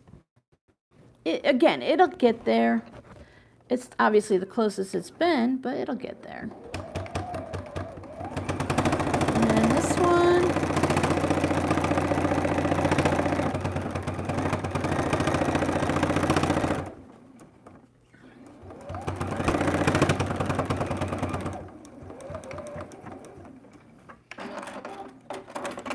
And there. Now, there we go. See how it already stands up just a little bit better by putting, oh, I didn't even have, look, I stitched. I was air stitching. Nice job. Nice job. I knew I was going to run out of, I checked several times the bobbin, but when it counted, I did not check. I had an extra one just sitting here. I'm still using the polyester cotton blend giant cone that was sent to me. Again, it's not, I use a cotton for like things that are going in the shop and stuff, but for fun stuff like this, the thread is perfectly fine. There's nothing wrong with it. I just prefer to use cotton. It's just something that I'm used to. Have you thought of going live on Twitch? My daughter said that they pay more. How many years have you been YouTubing? Gammy Row, I think I'm at 7 years now. In maybe October. I think you could even stream to, yes, you can stream to Twitch and here at this time. You can make some money off Twitch. I want to also get my Discord channel going this summer. Sometimes it's effort versus reward. Do I want to put my energy into Twitch? Do I want to make my YouTube? I'd be starting over at Twitch. And the people here on YouTube aren't going to go to Twitch. You're just going to randomly pick up some Twitchers. I don't know if that's what they're called. I lost Bob and Chicken. I won. I had a picture on my community tab. I was shocked. I actually won once. Doesn't happen too often. Sometimes I'll sew 20 blocks as I'm chain piecing and not realize it because I'm watching a video or listening to a book or something. But if I spend that time on Twitch, I'm not spending the time improving my YouTube channel. If I spend the time on Twitch, I could be making more things for my Etsy shop. I could be improving my Instagram. So I have to decide where I want to put my energy. It's just me. I don't have anyone else editing my videos. I don't have a husband or a son or anyone or brothers-in-laws and sisters-in-laws or whatever. I don't have a company that I pay to edit my videos and stuff. I don't think the company could understand my videos and where to delete and not to delete. I would spend so much time telling them where to edit it that I could just do it myself. So for me, that wouldn't quite work. Plus, you need someone that understands quilting to know when I accidentally say the wrong words or something, or what word to put at the bottom of the screen. I can trim all of that stuff later also. So I don't know. Is Twitch a thing for me? It's really a lot of a gaming type thing with some other people that, you know, do other things and stuff. I know they have woodworkers and they have the stained glass people are there and everything. So it's there. I'm pretty sure I have a Twitch handle or channel or something because I tried to get one everywhere. I could be mistaken. Robbie does Twitch. Robbie does Twitch a lot, and he's a gaming type guy, so I don't know. It's not on my immediate radar. I want to build a nice community here, and I want to build a community over on Patreon. And I want to sell things in my Etsy shop so I'm not drowning in my products here. Well, I know you can watch us on both, Giovanna, but that would be because you're turning both on. Or you would watch it live on Twitch and watch a replay on here on YouTube and stuff. And there are people like you that would do that, some hardcore people, but for me it'd be better to improve my YouTube channel than to branch out to Twitch. I can't see, unless someone could give me a reason besides just making money, I can't see a reason that I would go to Twitch unless I can create a community. And I want to create a community on Discord first. So here's my bottom. I did that. So that's my plan. I know, Giovanna, and I appreciate the information and stuff because you never know when someone's going to suggest something that's going to be the thing that you need to hear. But I just like to, instead of saying no, I want you to understand what my plans are and where my thought process is. Because if I suggest something and I feel like it might be a really good fit for someone or how to do something differently, if I just tell them, hey, I do it this way, it's better, you should, then it's kind of like, eh. But if I say, hey, I had this problem and I found that this helped me out, then it's like, oh, well, okay, that's not them just shoving an idea. Not that you're doing that, Giovanna, but like when you're sewing and stuff, when people say, hey, you shouldn't make triangle corners, you should make box corners. But why? Tell me which one is better and tell me a good reason why, and then I'll do it. But if it's just for money, I don't, money is important and it is a high factor for me, but it's not my drive. I always wanted to build a community. That was always my first, my first thoughts and stuff. I appreciate you watching them. My first YouTube was 7 years ago. Thanks, Jackie. I thought so. Twitch only does lives? Yeah. And can you watch a replay or can you only watch a live? Because if you can't watch a replay, then that's kind of hard for me. Sometimes I don't want to watch a live. I want to watch a replay, I want to. I was watching a live channel earlier today, and I got hit with so many ads during the live. It was crazy. I started watching. The person says, hey, we're going to be sewing a basket today. And I had an ad within a minute time. And then I had an ad like at the 3 minute time, at the 5 minute time, at the 12 minute time. It was just crazy how many ads I kept getting. And I'm like, I can't watch this as a live stream. I'll, at least as a replay, I can go ahead and skip the ads or let them run. At that point, it's the problem I have with lives during a live stream. If I get more than a certain amount of people watching live, like right now we have 37 people, that's great. The amount of income that I can earn from those 37 by putting ads in, it's just not worth it to me for the level of frustration you guys are going to be here.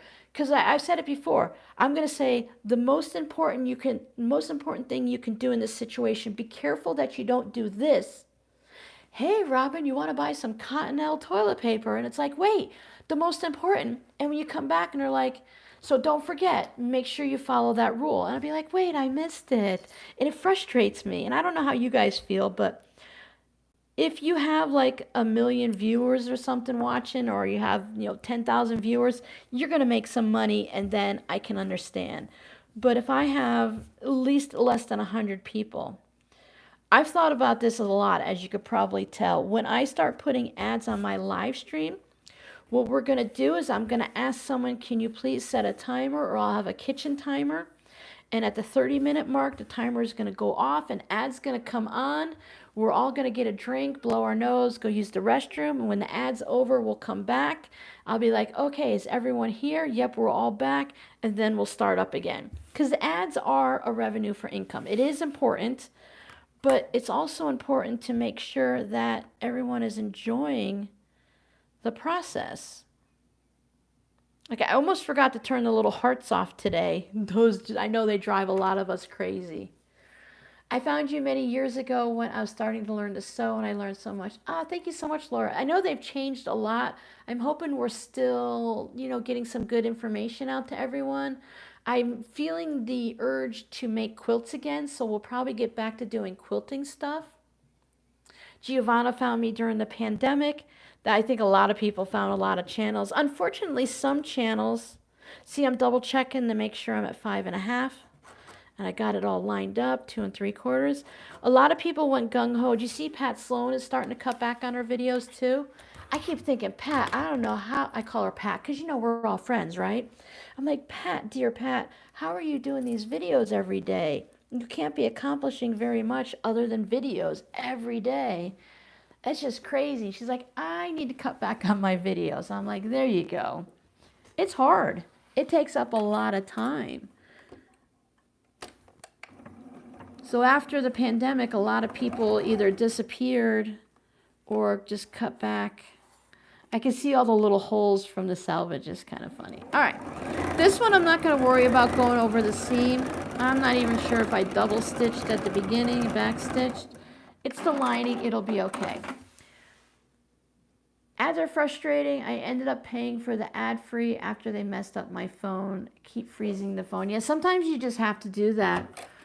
I was talking to my daughter about that. She's like, I think some people put the ads on like that just so that you buy the YouTube Red or ads free or whatever. But if you purchase the YouTube Premium, whatever it's called, I don't get the money from the YouTube Premium. They say, okay, Jackie's not seeing any ads. Normally she would have saw 3 ads, so we're going to give Robin the revenue from those 3 ads. But Jackie doesn't have to watch them. Or maybe it plays in the background and you don't see it because it's blocked or something, and that's how they figure it out. I don't know how they figure it out, but I do know if you have YouTube Red or Premium or whatever, I still get ad revenue from it. So I appreciate it. Hi, Ellen. Ellen's made it back. She's done exercising.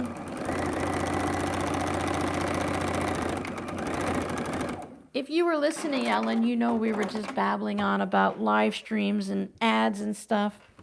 I told my daughter, because I don't always watch what's going on, I listen to it, that some kind of ad came up, and it was like almost like a TV show. So it was like an hour and a half long, and I was like 45 minutes into it before I realized it was an ad and not the actual program that I was watching on YouTube. Whatever it was, I was enjoying it, so it was fine, you know? I'm like, I keep watching it. It was something sewing related, of course. I've been getting, since I talk about the Fat Quarter a lot right now, for all of their programs they've got going on between the Scarecrow and the new Snowman that's coming up. I believe that one's Laura's fault. Laura, you're the one that told me about the new Snowman cross stitch and quilt, right? Yeah, so now I'm waiting. I'm on the wait list for that. All right, this is wrong sides to wrong sides. I'm not turning this. I'm just going to put binding around the top. Now my Christmas one, my lining was too large, and I wasn't sure if I cut it too large or if I just did something along the way. So I'm testing my theory out here, and I'm going to show you how to cheat the system if your lining is too large.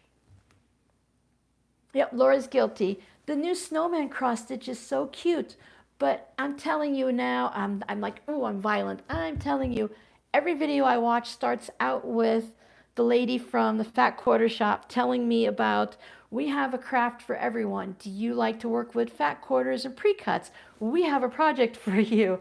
And I'm like, okay, I watched the ad a few times just to give the revenue, but I'm really tired of the ad now. Can I have something new, please? I like to watch Pat Sloan too. I agree. She's fun to watch. She does spend a lot of time making videos. Yes, she does. I am going to press open this seam again. I'm not going to press open my lining. I'm just going to pop it so the seams match up. And before anything gets away from me, I will put a clip here. Spin it around to this side. Pop open. Well, 1225, we're not too bad. Pop open a seam. Excuse me, just put that in there. And I talk to myself too. Okay, hold it. Quick, quick, quick, Robin. Grab a clip. Quick, quick. Don't let go. Don't let go. And then to do these parts, I hold this and I pull it tight. And about where the center is, I just grab it.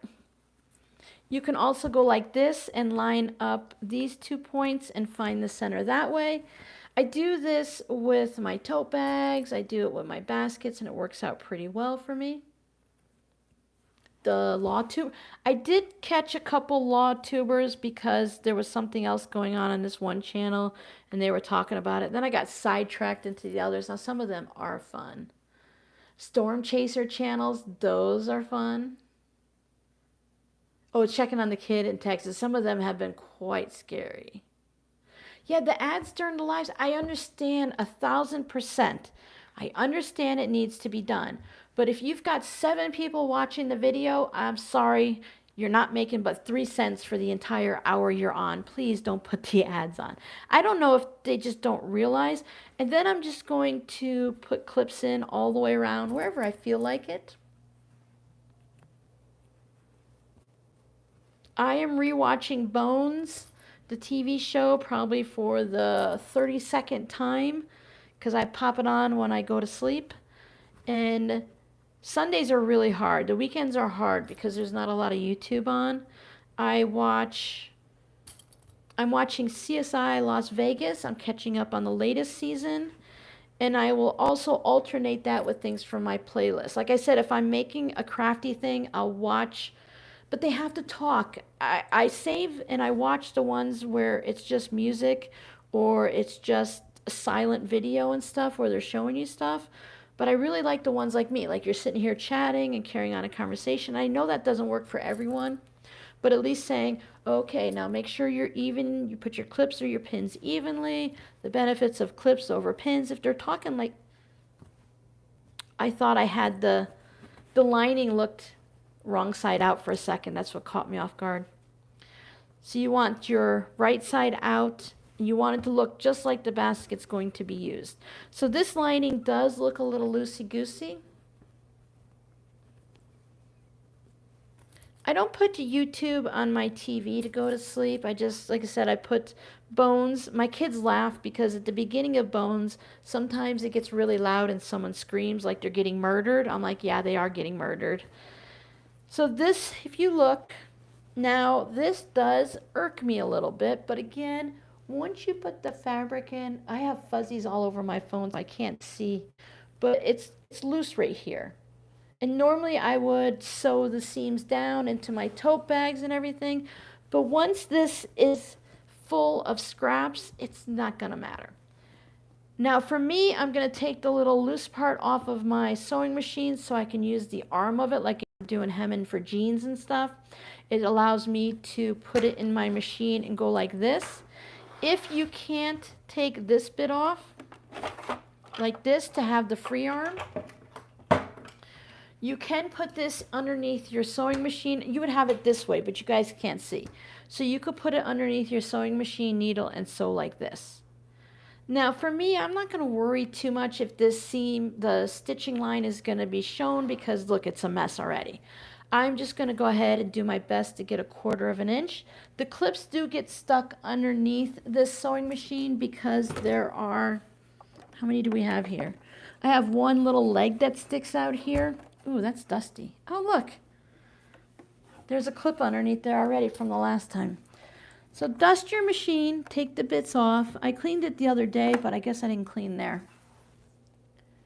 Music playlist for bedtime, Supernatural. I've been thinking about watching Supernatural again. I haven't seen it all the way through, so it's been a while. I've been thinking about doing that. Listening to audiobooks on YouTube when I can't find anything to watch. I listen to audiobooks through my library system. After my husband passed away, I listened to the Harry Potter audiobooks nonstop for 4 years just to keep the voices in my head quiet. So I have those almost memorized now. I like to listen to cozy mysteries while I'm sewing. The ones that you have like 7 in a series and somebody gets murdered but it's not graphic. Somebody falls in love but there are no sex scenes and stuff like that. I like to get to know the characters and the people. So there's like, I don't know, like a friendship there too. It's not like, oh, these are my only friends, you know, la la la. But I just like to know. I like to know that this person likes to get flowers every day and this person eats pizza all the time. I listen to sewing cozy mysteries, quilting, knitting, beading, bakery shops, flower gardens, haunted stuff, witches. I listen to all of them. Go lay down. I hear a cat outside my door. Well, yeah, thank you. I appreciate it. But it's just like there's lines everywhere, so you're not going to see the lines. Hopefully my stitching for my binding is going to cover it, but if it doesn't, it's fine. Oh yeah, Jody found me early on. What size needle and thread do you use? I'm just using, I have this giant spool of polyester cotton blend. I usually use, this is a 40, so I believe most of mine are 40s. I love them. I love the Missouri Star cotton thread. Let me see what I have here. My needle is, what is it, a 9014? Is that the basic one that everyone has? It's right here. I have a Schmetz Universal 9014. I buy them by like the caseload on Amazon. So here's my little thread container. Someone sent me, their machine didn't like the 100% cotton quilting thread from Missouri Star, these little guys like this. I absolutely love these. These are great and there's a lot of colors available. My usual one is the Essential line and this is from Connecting Threads. So these are size 50. And I think these might be a 50 also. Do I have a brand new one? No, but I think they might be a 50 also. I think 40 is a little thinner. Is that how it works? So I have all of these, and as these are gone, I'm not sure if I'm going to keep getting the connecting threads or I'm going to switch over to the Missouri Star. Price-wise, it's all the same, but I find that these guys have more different colors in a different range. I do also have some, what is that, Aurifil? So I have some of these. I won a set of colors once when they were doing a big thing about giving them away. So I do use all of that. It's just kind of hard. I'll probably stick with both of them, but I really do like those Missouri Star ones. Cozy Mysteries all the way. Jensen Ackles, yeah, no problem there. I've watched some of the older movies that I can't seem to find, like on net. I don't have Netflix. We have with when you get Walmart Premium Plus delivery, whatever they have, you get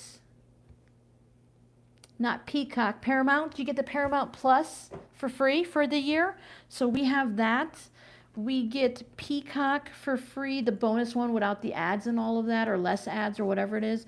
We have that free through Verizon, I believe, or maybe through the old cable company we had. So we have that. We don't, the only thing we pay for is Disney Plus because of the Halloween movies and stuff. All right, so 1/4 inch seam, just stitching the lining to the outer fabric. So when I look, where to stream or where to watch something, if it's not on there, I'll try to find it on YouTube.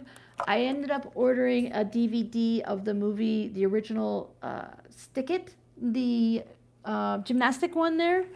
So I have that. I just haven't set up my DVD player here, but stuff like that I can't watch while playing because I don't think, I don't have a DVD player through my laptop. So I try to find it on YouTube. Yeah, I love Paramount Plus because I can watch Survivor. Rob and my husband, we got hooked on Big Brother, so I watch Big Brother on there. I watch Tracker. I think that's on Paramount Plus. I think it's a CBS one, but I love watching all of those. I do find I miss cable TV a little bit only because I could watch different videos on the apps and stuff, not that we actually watched the cable itself. Oh, yeah, Jackie, a serger is on my list. I tried to get one for free or for $50 here in the local area, but I got beat out both times. I think I'm just going to save up and purchase a serger for this and for making quilted pillows. I don't make clothing as much anymore, but a serger would be nice. Oh, you use serger thread. Yeah, serger thread machine works great. Serger thread works great in the machines too. I even use embroidery thread. I had some embroidery thread that came with a sewing machine. I use that for certain things. It works. Just because it's better for doesn't mean you can't use it in place of.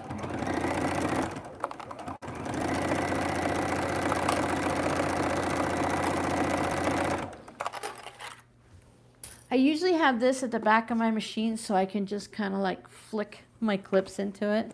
If you want, you can double backstitch over any of your corners where we made those little channel-y looking seams like, or this seam right here. It's going to be underneath your binding. Now, where these side seams are, if your lining was too large, if I forget, remind me and I'll show you. But if your lining is too large, I'll show you right here, we're right at it. I'm almost done anyway. If you're stitching around and your lining is too baggy and you don't want to cut it out, take it out and trim it and make the seam allowances bigger or something, remember, it's a scrap basket. We're not doing anything with it. We're going to hide it. So as I'm coming here, if this is my seam right here on the side, if the fabric is too much and I have like all this extra here, I come up to this spot and I just tuck it under and make a little pleat, and then I keep sewing. It's going to be in the side here. It's not going to be very noticeable, and if you're just making it for yourself, it's okay. So that way I tuck in any excess fabric there, and then I'll just continue on sewing. Other times, if it's just a smidge, I will hold this and give it a little firm stretch, and then the machine will take up that extra. Tubi is free. I love Tubi, Jody. Sometimes you got to watch for all the ads on them again, but it's okay. But the problem, Giovanna, it's not that. It's that I listen with headphones. I use like the generic Apple AirPod things, so I just have it in one ear. So when I'm here by myself, there's no voices. The only sound you hear is the sewing machine. So I always listen with headphones on of some form. So that's why I can't put it like, I'd have to be able to put headphones on to it. You'd have to buy all kinds of special things to do that. So I use that for like nighttime. I am working on, I'll show you in a minute. I had a request for something, so I'm working on a little hand stitching at night, a little embroidery. And that's when I put movies on. I thought about that, Jackie. Like I wasn't sure if I dreamed it one night or if there's actually a sewing machine foot that you can put on your machine that cuts it away. I just use the overcast. Now, if I find a serger on a good sale or if someone's giving one away for free, then I'm gonna grab it. Do I have space for another machine? Not really. I'm definitely not gonna spend $300-400 for one when my sewing machine here can do the same thing. Was I going to show you something? Oh, yeah, the cutaway. Oh, I had a wheel of death there for a second. Well, my laptop is going super slow. Is my phone okay? Did I lose you guys? No, you look okay. There we go. We're back. Sometimes YouTube does weird. Oh, Tubi. Yeah, I like Tubi. I do Tubi a lot. Your laptop blocks the ads. Well, you probably have some type of ad blocker on it, I guess. Nice. Okay, so this is all done. I've gone ahead and I've top stitched down, and I do that just so that I don't have to worry about anything. You can skip this step and do it when you put your binding on. I pre-made my binding. I think on my Halloween, my Christmas one, I used the single fold 1.5 inch, but for some reason I made the normal 2.5 binding on here. So for this, I had some of this light blue. It's almost like a work shirt looking thing, and I don't like the way it feels, so it's perfect. I have this blue, it's a little thicker, so that's gonna work too. I am going to stitch it to the inside, flip it to the outside, and top stitch it down. That's my plan. I folded in half, pressed it.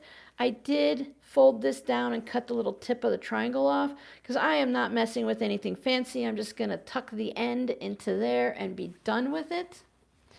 This is going to be the front, so I think I'm going to start somewhere along the long stretch because you're not going to see this. So if the seam doesn't match up or things get a little wonky, it won't really matter.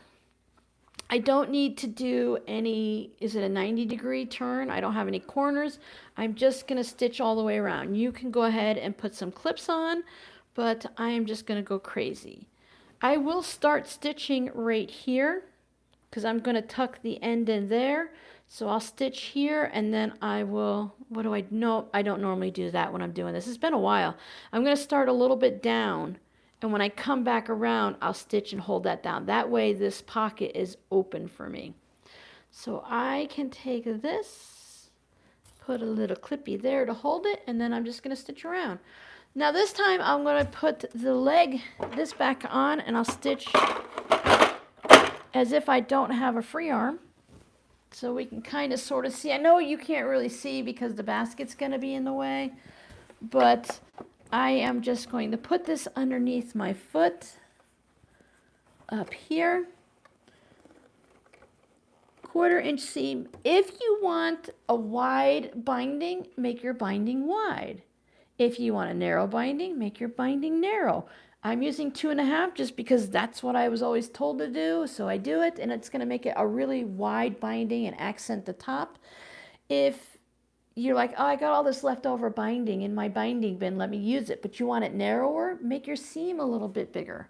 So I'm going to go with a 3/8 inch seam. Heaven forbid I sew down binding with not 1/4 inch, but whose basket is it? It's my basket. I can do anything I want, and if I don't tell you, I don't know if you'll even know.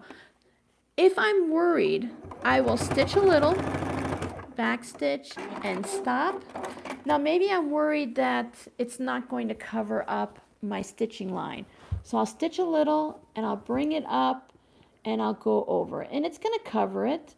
So maybe I can move my needle. So I'll move my needle a tick or two so it's not a full 3/8 inch, but it's more than 1/4 type thing. And that way I'm guaranteed to do it. This is a great way to practice different widths of binding to see what you would like.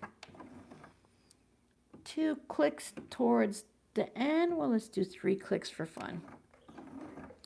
It doesn't really change it. It like runs it right next to the line, but it changes it just enough because I want to cover that seam line if I'm doing things the correct, proper way. You don't want to see that stitching line. So if you're practicing for a quilt, I think I decided on the Christmas one, it would probably be a good idea to put some clips in just because as I'm sewing, the basket gets a little like this instead of going straight through. But I'm just going to be careful and hold it down and pay attention because there's a little bit of bulk and you have all of this mess. It reminds me of doing fabric bowls, which are definitely on my list for this summer. I've been wanting to do a video on how to make the fabric covered rope bowls by hand versus by machine, because everyone does it by machine. There's lots of great videos out there. Just keeping my presser foot lined up on the edge of my basket. I cut my binding wider for children's quilts. Oh yeah, that would be really cute. I like those little satin bindings you can purchase for the kids' quilts too, so they have that little thing that they can rub on and all. I think, not that I'm making my quilts wrong, but I think there's another way that I just don't do it. Like some people have the top of their quilt and then the back and the batting is like a half an inch wider or something.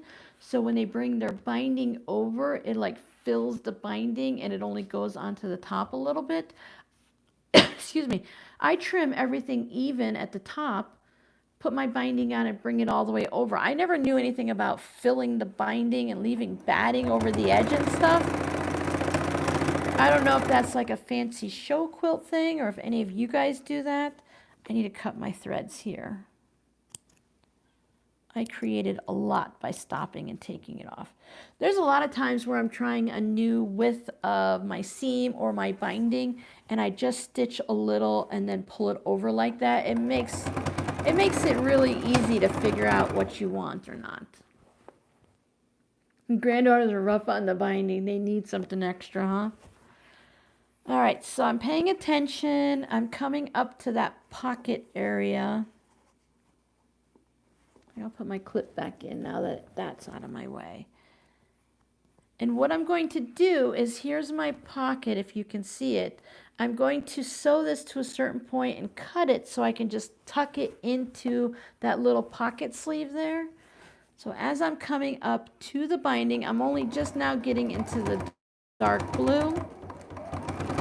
Get to there and I'll stop for a minute, figure out where and how far. I'm only going to go as far as where I started sewing, so a little bit shy of that.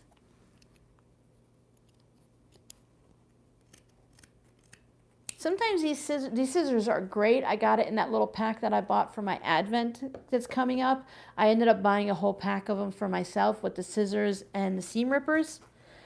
So that can go back in my blue bin. I will open up my pocket, tuck my binding in.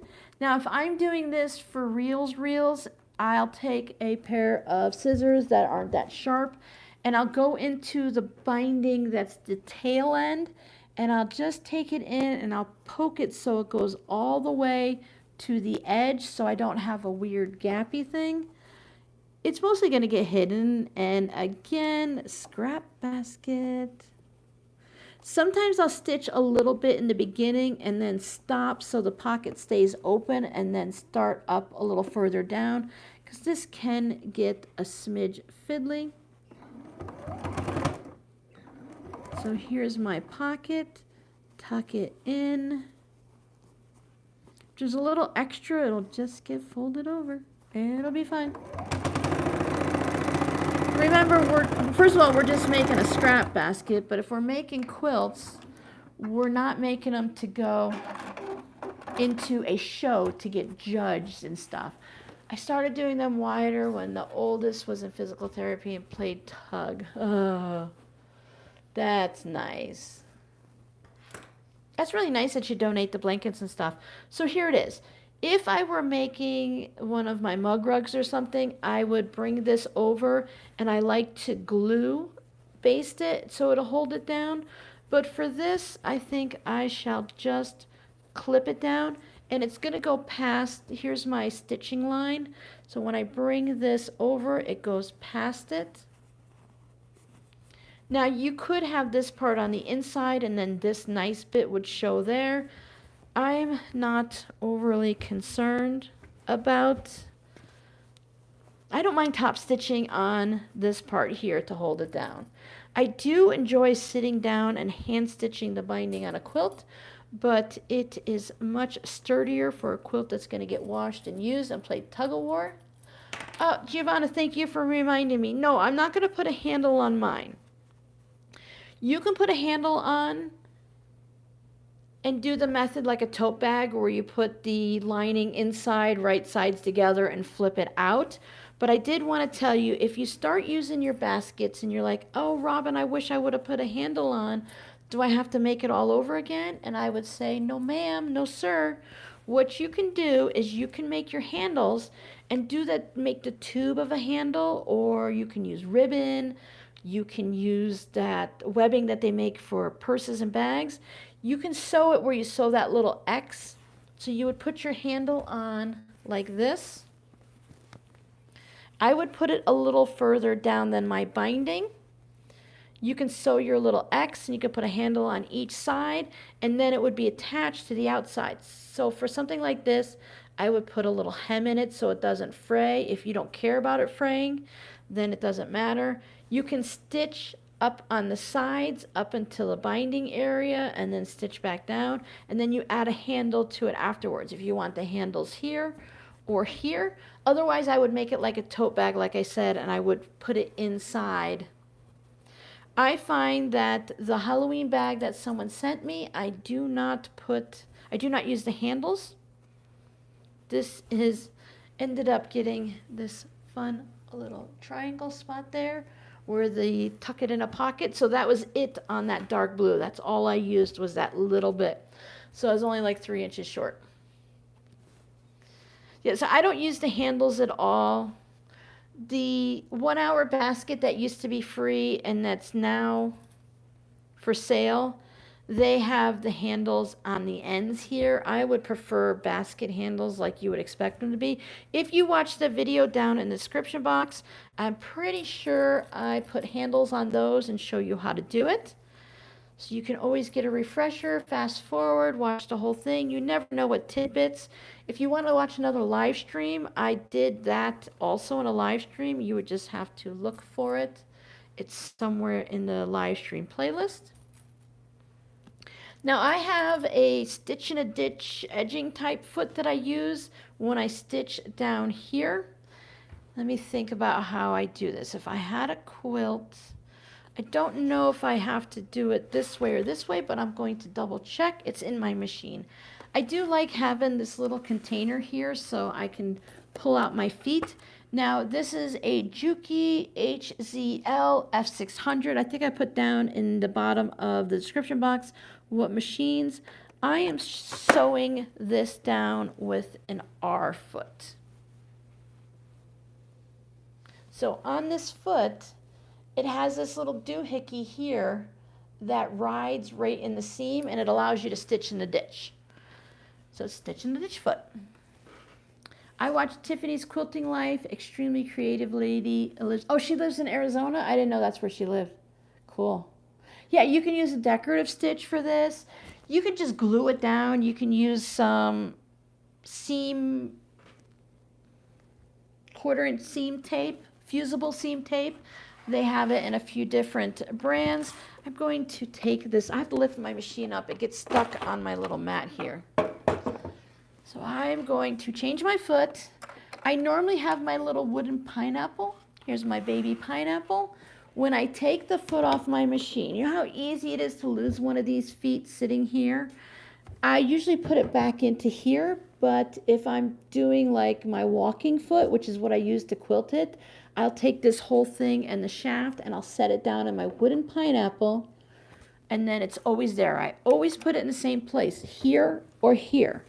And that way I don't lose it. Because when you start picking up your fabrics and moving things around, how easy it is to throw that thing away.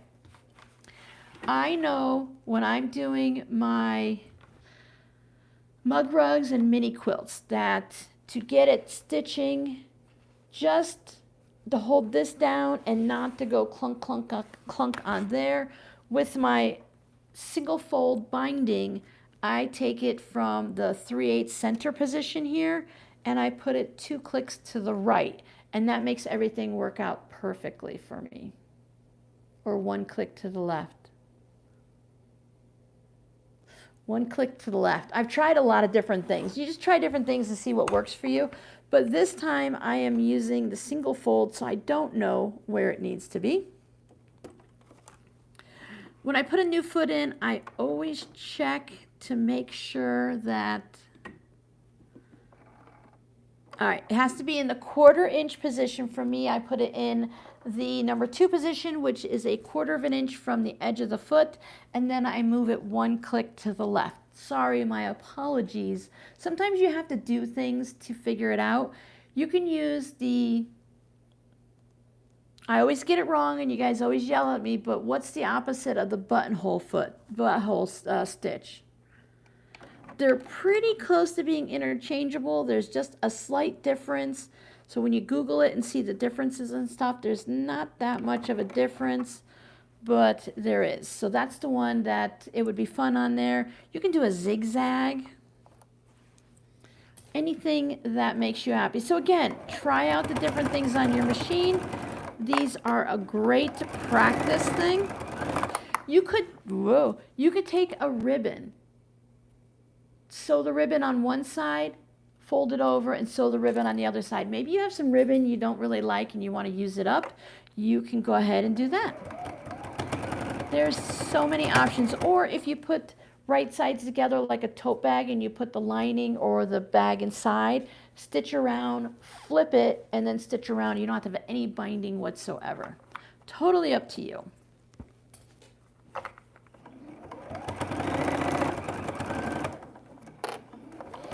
I'm not a pin gal because I tend to stick myself and bleed everywhere. Make sure if you're shifting things and it moves that you line it back up so everything stays nice and even. By putting a little school glue on there, it holds everything in place. I don't have to worry about the clips. My binding does not shift.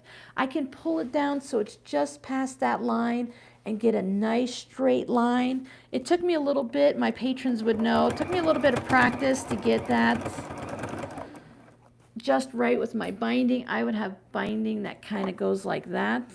But that school glue, I'm almost out. I'm due for a trip to the Dollar Tree. It's going to be a very expensive trip because I have a long list of things I need to get. There isn't a Dollar Tree just down the road from me. Now that means I stitched through the binding on both sides. There's something lumpy.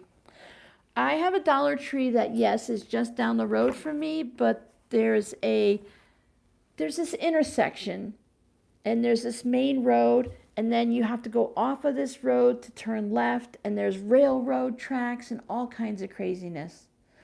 Uh-oh, Giovanna, time to feed the babies. Tiffany's Lake Avenue. Jackie, you have to help me a little bit more. No, it's all right. It just means I'm in the part where it's tucked in, so I'm going through extra thickness, that's all.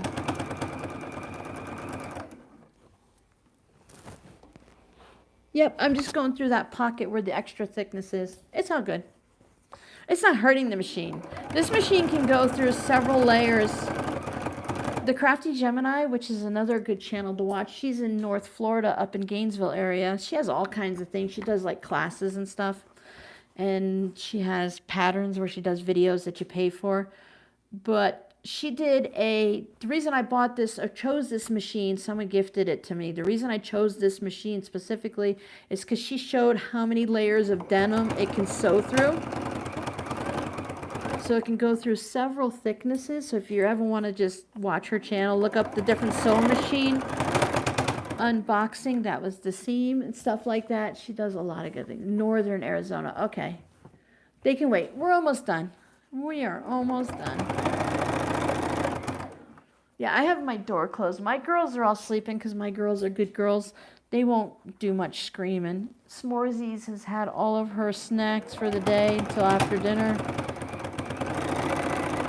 One of my daughter's cats were already meowing and banging at the door, but they went away. I would imagine my daughter has come home, dropped off to her and her friend's luggage, and went over to someone else's house.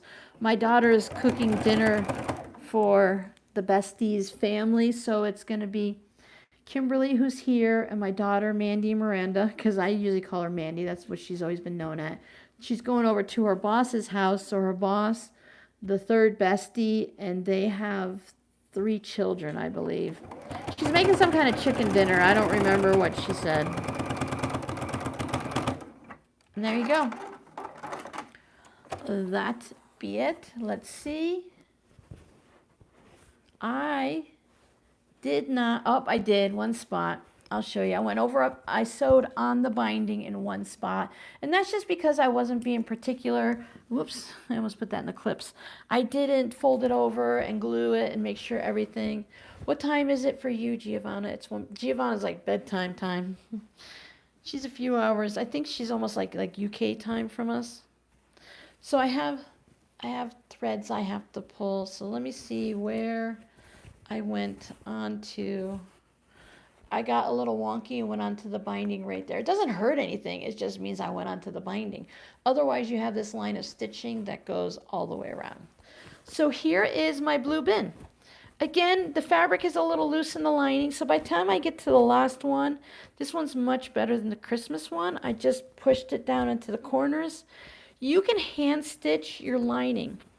If you take your lining here, now the way I quilted mine, you can't easily do it, but you could take a needle and thread and stitch here a little bit in the 4 corners, or you can put your needle through here and come out here, come back in and put a few stitches there. If you want to really hold it in, you could put maybe some buttons or something.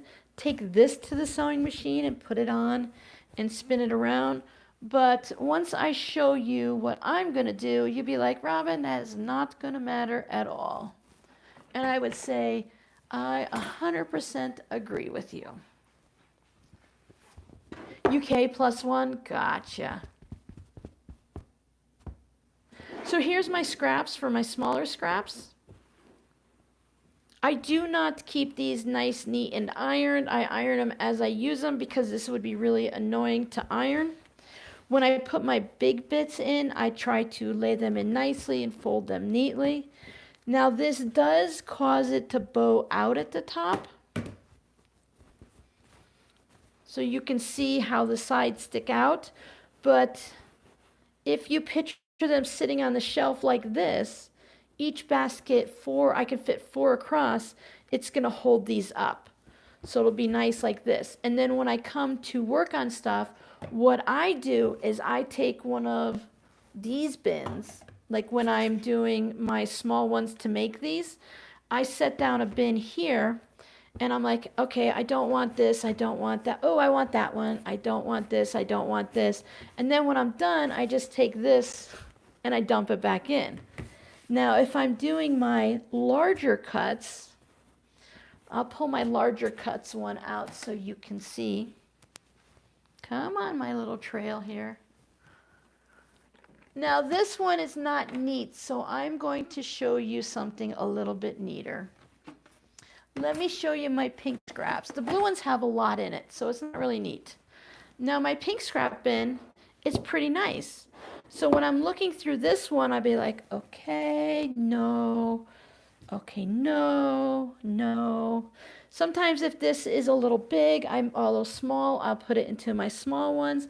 But I'm very particular when I go through these because these will need to be ironed, but I like to keep them nice and neater. This is a weird fabric, but it's perfect for like fabric postcards and stuff. So that's what I do with these. So when I make a second one, this fabric, someone sent me this bit of like jelly roller scrap off the side of a quilt. It's so cute. I'm going to save things like this for zipper pouches. I can't put this in the Scrappy bin. But this material that's kind of polyester feeling, like great-great-grandma's dress pants that she likes to wear with the elastic top type thing on it. That is, thank you guys. This is something I might put this on the basket to make for the large pink, because everyone's going to have a small one and a large one. So I like to keep it neat. So now that you've seen relatively tidy, and I just set the little pink one inside, I will show you what the blue one looks like. When I say, I don't want to say no one ever send me blue scraps, because sometimes you guys have fun stuff, and I'll use it because I'm gonna make some Scrappy string blocks or 9 patches and stuff to use this up. But this is what my large blue pieces look like. So they're larger, but they're not big, you know? So like this fun blueberry one. If I said no and someone was gonna send me this, I don't have any other blueberry like this. So this is really kind of cute, and it would make a really fun project if I want to put it in like a mason jar, or if I want to put it in a zipper pouch. So this one's not quite as neat. I don't go super nice for these, but I try to with all of them. They say you can make quilts and stuff. Either you don't care if things fall apart, so it's a very utilitarian quilt, and then you can put whatever you want in it, or you can just make a quilt out of those. I think it would be really fun to make a quilt out of just silk fabrics, but I would want to make like a wall hanging, because I like to wash my stuff a lot, and I have cats, and I don't think a silk quilt would be a good idea. So I'm going to make all of my little ones like this first, and it's just going to be one of those projects, like I said, I can work on it at night. If you want, I think you could also wait until you put your binding on, and then if you stitch this little seam, it would make your binding also. So I'll try that on the next one. Excuse me. See how hard or easy it is to stitch through all these layers of binding. Or you can come in and just tack it like that. Maybe just press it. A couple tacks would hold it in place. But again, when this gets on the shelf, because I'm doing it for a row, and I have all the rainbow colors, I have aqua, I have stripes, I'll have selvages, I'll have polka dots, I'll have plenty to fill the shelves, 2 of every color, that I'm not going to really worry about them doing this. The men's silk ties, they have some really fun ones, especially when they make the Dresden designs, or they just have all the ties like coming down like paint drops and stuff. They are really fun.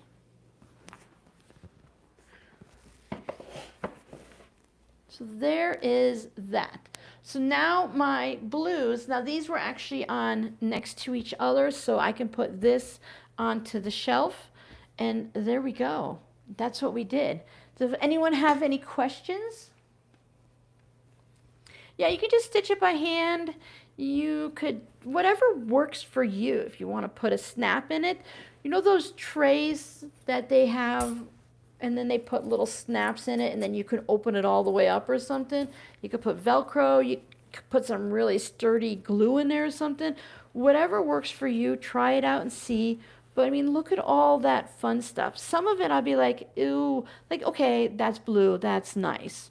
But this, I've had this fabric for a long time and made a lot of stuff out of it. So that would go great when I'm doing my rainbow pouches and my rainbow, the fabric postcards with this little butterfly. Oh, I thought it was upside down. They go either way. That little butterfly with a little bit of pink, you put that in a zipper pouch. It's one of those things when it's in the shop and you see it and you're like, oh, I love blue and it's cute. And you get it back and you're like, oh, look, there's men's dress shoes. There's a little butterfly. It's like an I Spy zipper pouch. There's just so many little things that you can add into it that are fun. Paw Patrol. So I hope you guys enjoyed working on Scrappy Totes with me. Let me show you what we're going to work on the next live stream, which is set for June 15th, 11 a.m. Arizona time. I was going through some boxes, doing a little more unpacking, and I found this quilting on the grid. Somebody from our group here was going through bins underneath their bed, and they're like, Robin, I have a lot of partial kits. Some I started, some I didn't finish, some are missing things. They're just projects I'm not going to work on. Would you take a box full of them? I said, yes, please. I will use them for something else, use them for scrap fabric or something. And going through it, I found this is quilting on the grid. That means it has that gridded interfacing in there. And it says, try the mug rug challenge. Make 4 unique reversible mug rugs. Easy to follow directions. This is from the actual www.quiltingonthegrid.com website. So they were just trying to do challenges and stuff so that people would, buy their gridded interfacing.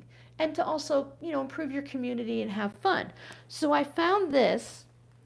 This reminds me, they have it all pre-cut. It has like batting in it already too. It reminds me almost of like old-fashioned diapers or cloth diapers. It just has this weird feel to it. I don't think that it's fusible. I think it's just regular gridded batting type thing. I'll test it out, of course, but it shows all of these things. So I thought next live stream we'll go ahead and do this. Thanks, Janice. Oh, that to-do list does get awfully long, doesn't it? So we're going to do something. We have a patriotic one for the 4th of July coming up, and I figure like the heart, and maybe we'll just do something scrappy. For this one, it's reversible, so they're putting like the heart on one side and the spring tulips on the other. But I don't know. We'll see if I can do that. We could probably put a little dab of glue so that it's on both sides. And then you just do the thing where you put the one row and stitch it down and open it up and stitch it that way. I'm not sure how coordinated. I just like this one right here. I like the half square triangle looking bit. That's not part of it, but that's fine. I like to just put it on one side and put a whole piece of fabric on the other. Yeah, just basic quilt as you go. So I have 4 of them, so I thought we would play with that, and I have plenty of time if I don't wait till the morning of to pull out some little fabric scraps, because these are, it's a little hard just to put it on the mat. I'm guessing, yep, they're 1 inch. So a bunch of 1-inch squares just to put on here. Even if I just use my blue scraps and I cut a bunch of 1-inch squares for blue on one side and maybe orange on the other or something, I thought that might be a little fun thing to work on. So thank you so much. I know exactly who sent this. I think I know. I appreciate you sharing. Sometimes you guys will just send me a package of scraps and you'll throw something like this in. But like Robin will figure out something to do with it. So I appreciate it. Sometimes it takes me a little bit to get to it, but I do usually figure out something to do with it. And I think they're fun. It's fun to have a little project like this, just to think a little, but not too much. Yeah, I have the interfacing too, Jackie, but as I'm feeling this has got a thin layer of batting in it, and there's all blue lines where it's sewn on in a grid, but it doesn't feel fusible. We'll test it out, of course, when we start working with it. I'll put a little piece of fabric on and test it out. But I don't feel any bumpies on either side of it. So I'm not thinking that it's fusible. We could, of course, add more fusible to it. Hit some spray glue on it, whichever. Ellen, thank you for hanging out with us and getting your exercise in. So next week, I don't expect to have a video up on Friday. I need to set up all of my stuff to do my bookkeeping and everything, because I was waiting until the move and to do my taxes. So now I need to take this time to get my inventory set up for the shop, and also to still sew a few things for the shop. One of the things, I want to get a lot of the other projects from my patrons that need to be quilted and stuff, but I was working on, I took the scraps left over from projects and I made some zipper pouches. So if you remember, these are the half square rectangles. So I have a coin pouch with green on the back. These will be going in the shop this week once I get photos. I put it this way because it's like little fishies swimming that way. And that one has this gorgeous blue batik on the back. Because these are all batik fabrics, I wanted to put batiks on the back. Here's the ones where we thought it was like sailboats. And that one's got that great red. I tell you, it was hard to use all of these batiks on the back. And another fishing. And if the tassel didn't tell you, there is the orange. Now these all have the white swirl fabric with my label. They all have the nice Y2K zippers. No, not Y2K, YKK. I've gotten to the point where when I get my inventory set up, I've been looking at my zippers. I have a variety of zippers in different sizes that are different colors. So instead of making a pouch and finding a zipper, now I'm going to go backwards. I have a little bit of tassels. I'll need to do a new tassel order. So I'm going to choose a tassel color to go with a zipper and then choose the fabric to go with it. Thank you so much, Janice. I appreciate that. So that's one of the projects that I have to work on, get things into the Etsy shop. I have a lot of little things that I'm doing this summer. I have a notebook that I'm trying to keep track of everything that I need to do. Come here, notebook. So I found this notebook. It was a Dollar Tree purchase that I refound when I was trying to unpack and clean things. I'm just making lists of everything. Like, there's little things that you guys don't know and don't care about, but like when you're running an Etsy shop, to make sure that you're not a computer, you're not a scammer, you're a real artist making the things and not just getting them from someone else, you have to fill out all of your information. There's a spot for pictures and videos, so they suggest you take a picture of yourself so they can see it's a person and get to know you by your face. And while you're sewing something for the shop, to do a little video so you can put it in there. I didn't know about those spots, so now I have to do those things. Just like I said, just those little things. I need to make sure all of the playlists on YouTube have my videos in it, that I didn't accidentally save someone else's video, and make sure all the videos are in a playlist. All that boring stuff. So that's why I'm looking for something good to listen to, or audiobooks, so I have something to keep my mind in the background going while I'm mind-numbingly working on the computer and everything. So you'll see a Whip It Wednesday on Friday. You will see, you'll see a Whip It Wednesday on Wednesday, June 5th. If more projects come through to the email, which is down below in the description box, I'll do another video about what you guys are working on.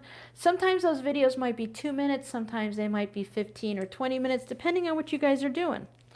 Otherwise, you won't see another video until the following Whip It Wednesday. If I actually work on stuff, I'll do another little, this is what I'm working on. You might get a little short video. Maybe it'll have talking. I might start doing a little bit of music. Or if you guys said you don't mind just listening to the sewing machine or rambling or something, look, I'm just trying to make it kind of stick up and be kind of neat like that. See, it'll work. It's all moldable. So we'll see. We'll see what happens. And as the summer months go on, June and July, you never know what you might get. So please subscribe to the channel so we can hit 50,000 and do the big giveaway. I am mainly going to do a giveaway subscribers, but I'll tell you about it in the giveaway video. I'm also going to be doing something for those of you that have been here for a long time and you're not a subscriber. I know not everyone wants to, maybe it'll have some talking, just maybe Robin might ramble a little bit. So I know not everyone wants to subscribe. So I'll do a little extra. I'll definitely have something for international people and for people here in the US. Shipping can be a little crazy. You want me to check? I can check. Give me a second. It's easier to check on my phone. Oh, I need a drink, Giovanna. Now anytime I think of Giovanna's name, I'll have to think of drinking. Oh, there's my mouse. Come on, mouse. Just takes me a second. Oh, I need chapstick too. I need to find a good chapstick. But again, it's hard with a fruit jar summer table runner.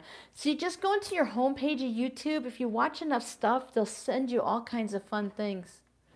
I was watching ballet. I laugh about it all the time. My kids just think I'm weird or whatever. But I was watching these ballet studio stuff from Master Ballet Academy. And then I found out it's just down the road in Phoenix. 49,998. So nope, we're not there yet. It'll be there by Whip It Wednesday, I'm sure. €4 for a postcard? Yeah, it depends on how you send them. I've been having a little bit of problem with the mail coming from Arizona to other people now. I didn't get a drink. Hold on.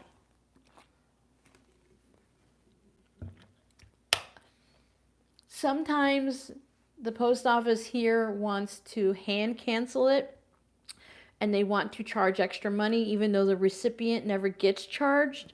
It's not supposed to. If I'm sending it in a clear envelope, it's less than an ounce and it's less than a 1/4 inch thick. It's supposed to ship for the price of a stamp. It doesn't matter if the envelope's clear or if the envelope is white, green, purple, orange, whatever color. So some post offices, as Sue Smith, yep, Sue's still here. Sue knows that her post office is really, really particular. Two more what? 2 more drinks, Giovanna? two more postcards or something? I don't know. So sometimes they get a little particular, but when it gets to other post offices, it's fine.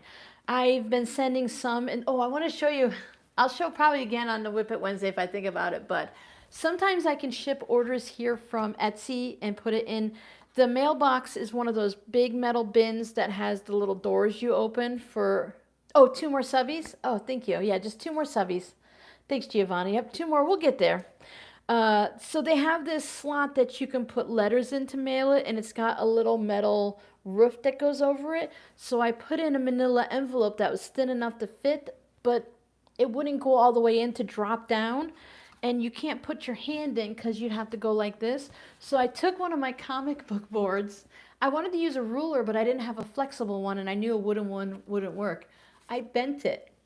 So now when I put the Etsy orders in, if you just order like a zipper pouch like the ones I just showed you, I can mail it from home. So I put it in, and then I take my little, you ever play those coin drop machines where the quarters all build up and an arm comes by and shoves it down? It's like that. So I pop it in and I just shove it in so it goes all the way in. Because I can put my hand in there and feel it, but I can't push it in. So this way I go to the mailbox, I bring a pen, my sunglasses, maybe a hat if I'm going to wander around a little bit, and this to the mailbox. I get other people's mail all the time that used to live here, so I can write on it and put it back in the mail. And then if I mail an Etsy order, I'm like, if anyone sees me, they're going to think I'm probably stealing mail, or what's that weirdo from Florida doing? But I'm shoving your mail in. So I've been sending some of the fabric postcards and stuff there. I don't want to send 30 of them in one day because it's hard for the mailman to hold them. They slip everywhere. So I take them to the post office. But I think my little rinky-dink post office is the one that's causing the trouble. Yeah, I am. I'm the crazy lady. I swear, I know my neighbors are like looking out my door and watching. Plastic can't extend past the postcard. The machines can't read scan, and if the plastic is too big. Maybe that might have been my problem, Jackie. I thought about, I've taped them before. When I sent out to my patrons, I sent them the rainbow cards, and the plastic extended just a little bit, and those were having some problems. But also a couple people had problems with the postcards, and the postcards actually fit tight. So I don't know. I know if I'm going to mail, when I take my note cards, I take the envelope and I put the note card out so they can see it like this. So I'll put the envelope in and I'll put the note card facing up like this. So when it gets mailed, you can see the note card, right? But there's a little bit, maybe only like a 1/4 of an inch, 3/8 of an inch that's over. And if in the past I would just fold it over and tape it, but when we moved here, I couldn't find my tape, so I'm just like, whatever, and I mailed them. And I know those had a bit of a problem. But that's it. I hope everyone is enjoy the rest of their weekend. Enjoy your summer. I will see you on Wednesday. If anyone has any ideas for just a little quick video that I don't have to work a lot on, if you're just happy to see a little small what's going on, I don't want to do it every week, but we do have live streams twice, so those weeks you definitely won't have a Friday video. And I know a couple people wanted to see me make my steak fajitas to see what those are like, because everyone makes things differently. I'll show you that. I might even show you my vegetarian version. And thank you guys so much for hanging out with me and for subscribing. I'm not going to wave because I'm not going to put my fingers out there again, but I will see. I can't get past the light. If you guys saw my layout here, it's hilarious. I have to walk around a maze. Okay. Thank you guys so much, and I will see you next week. Bye.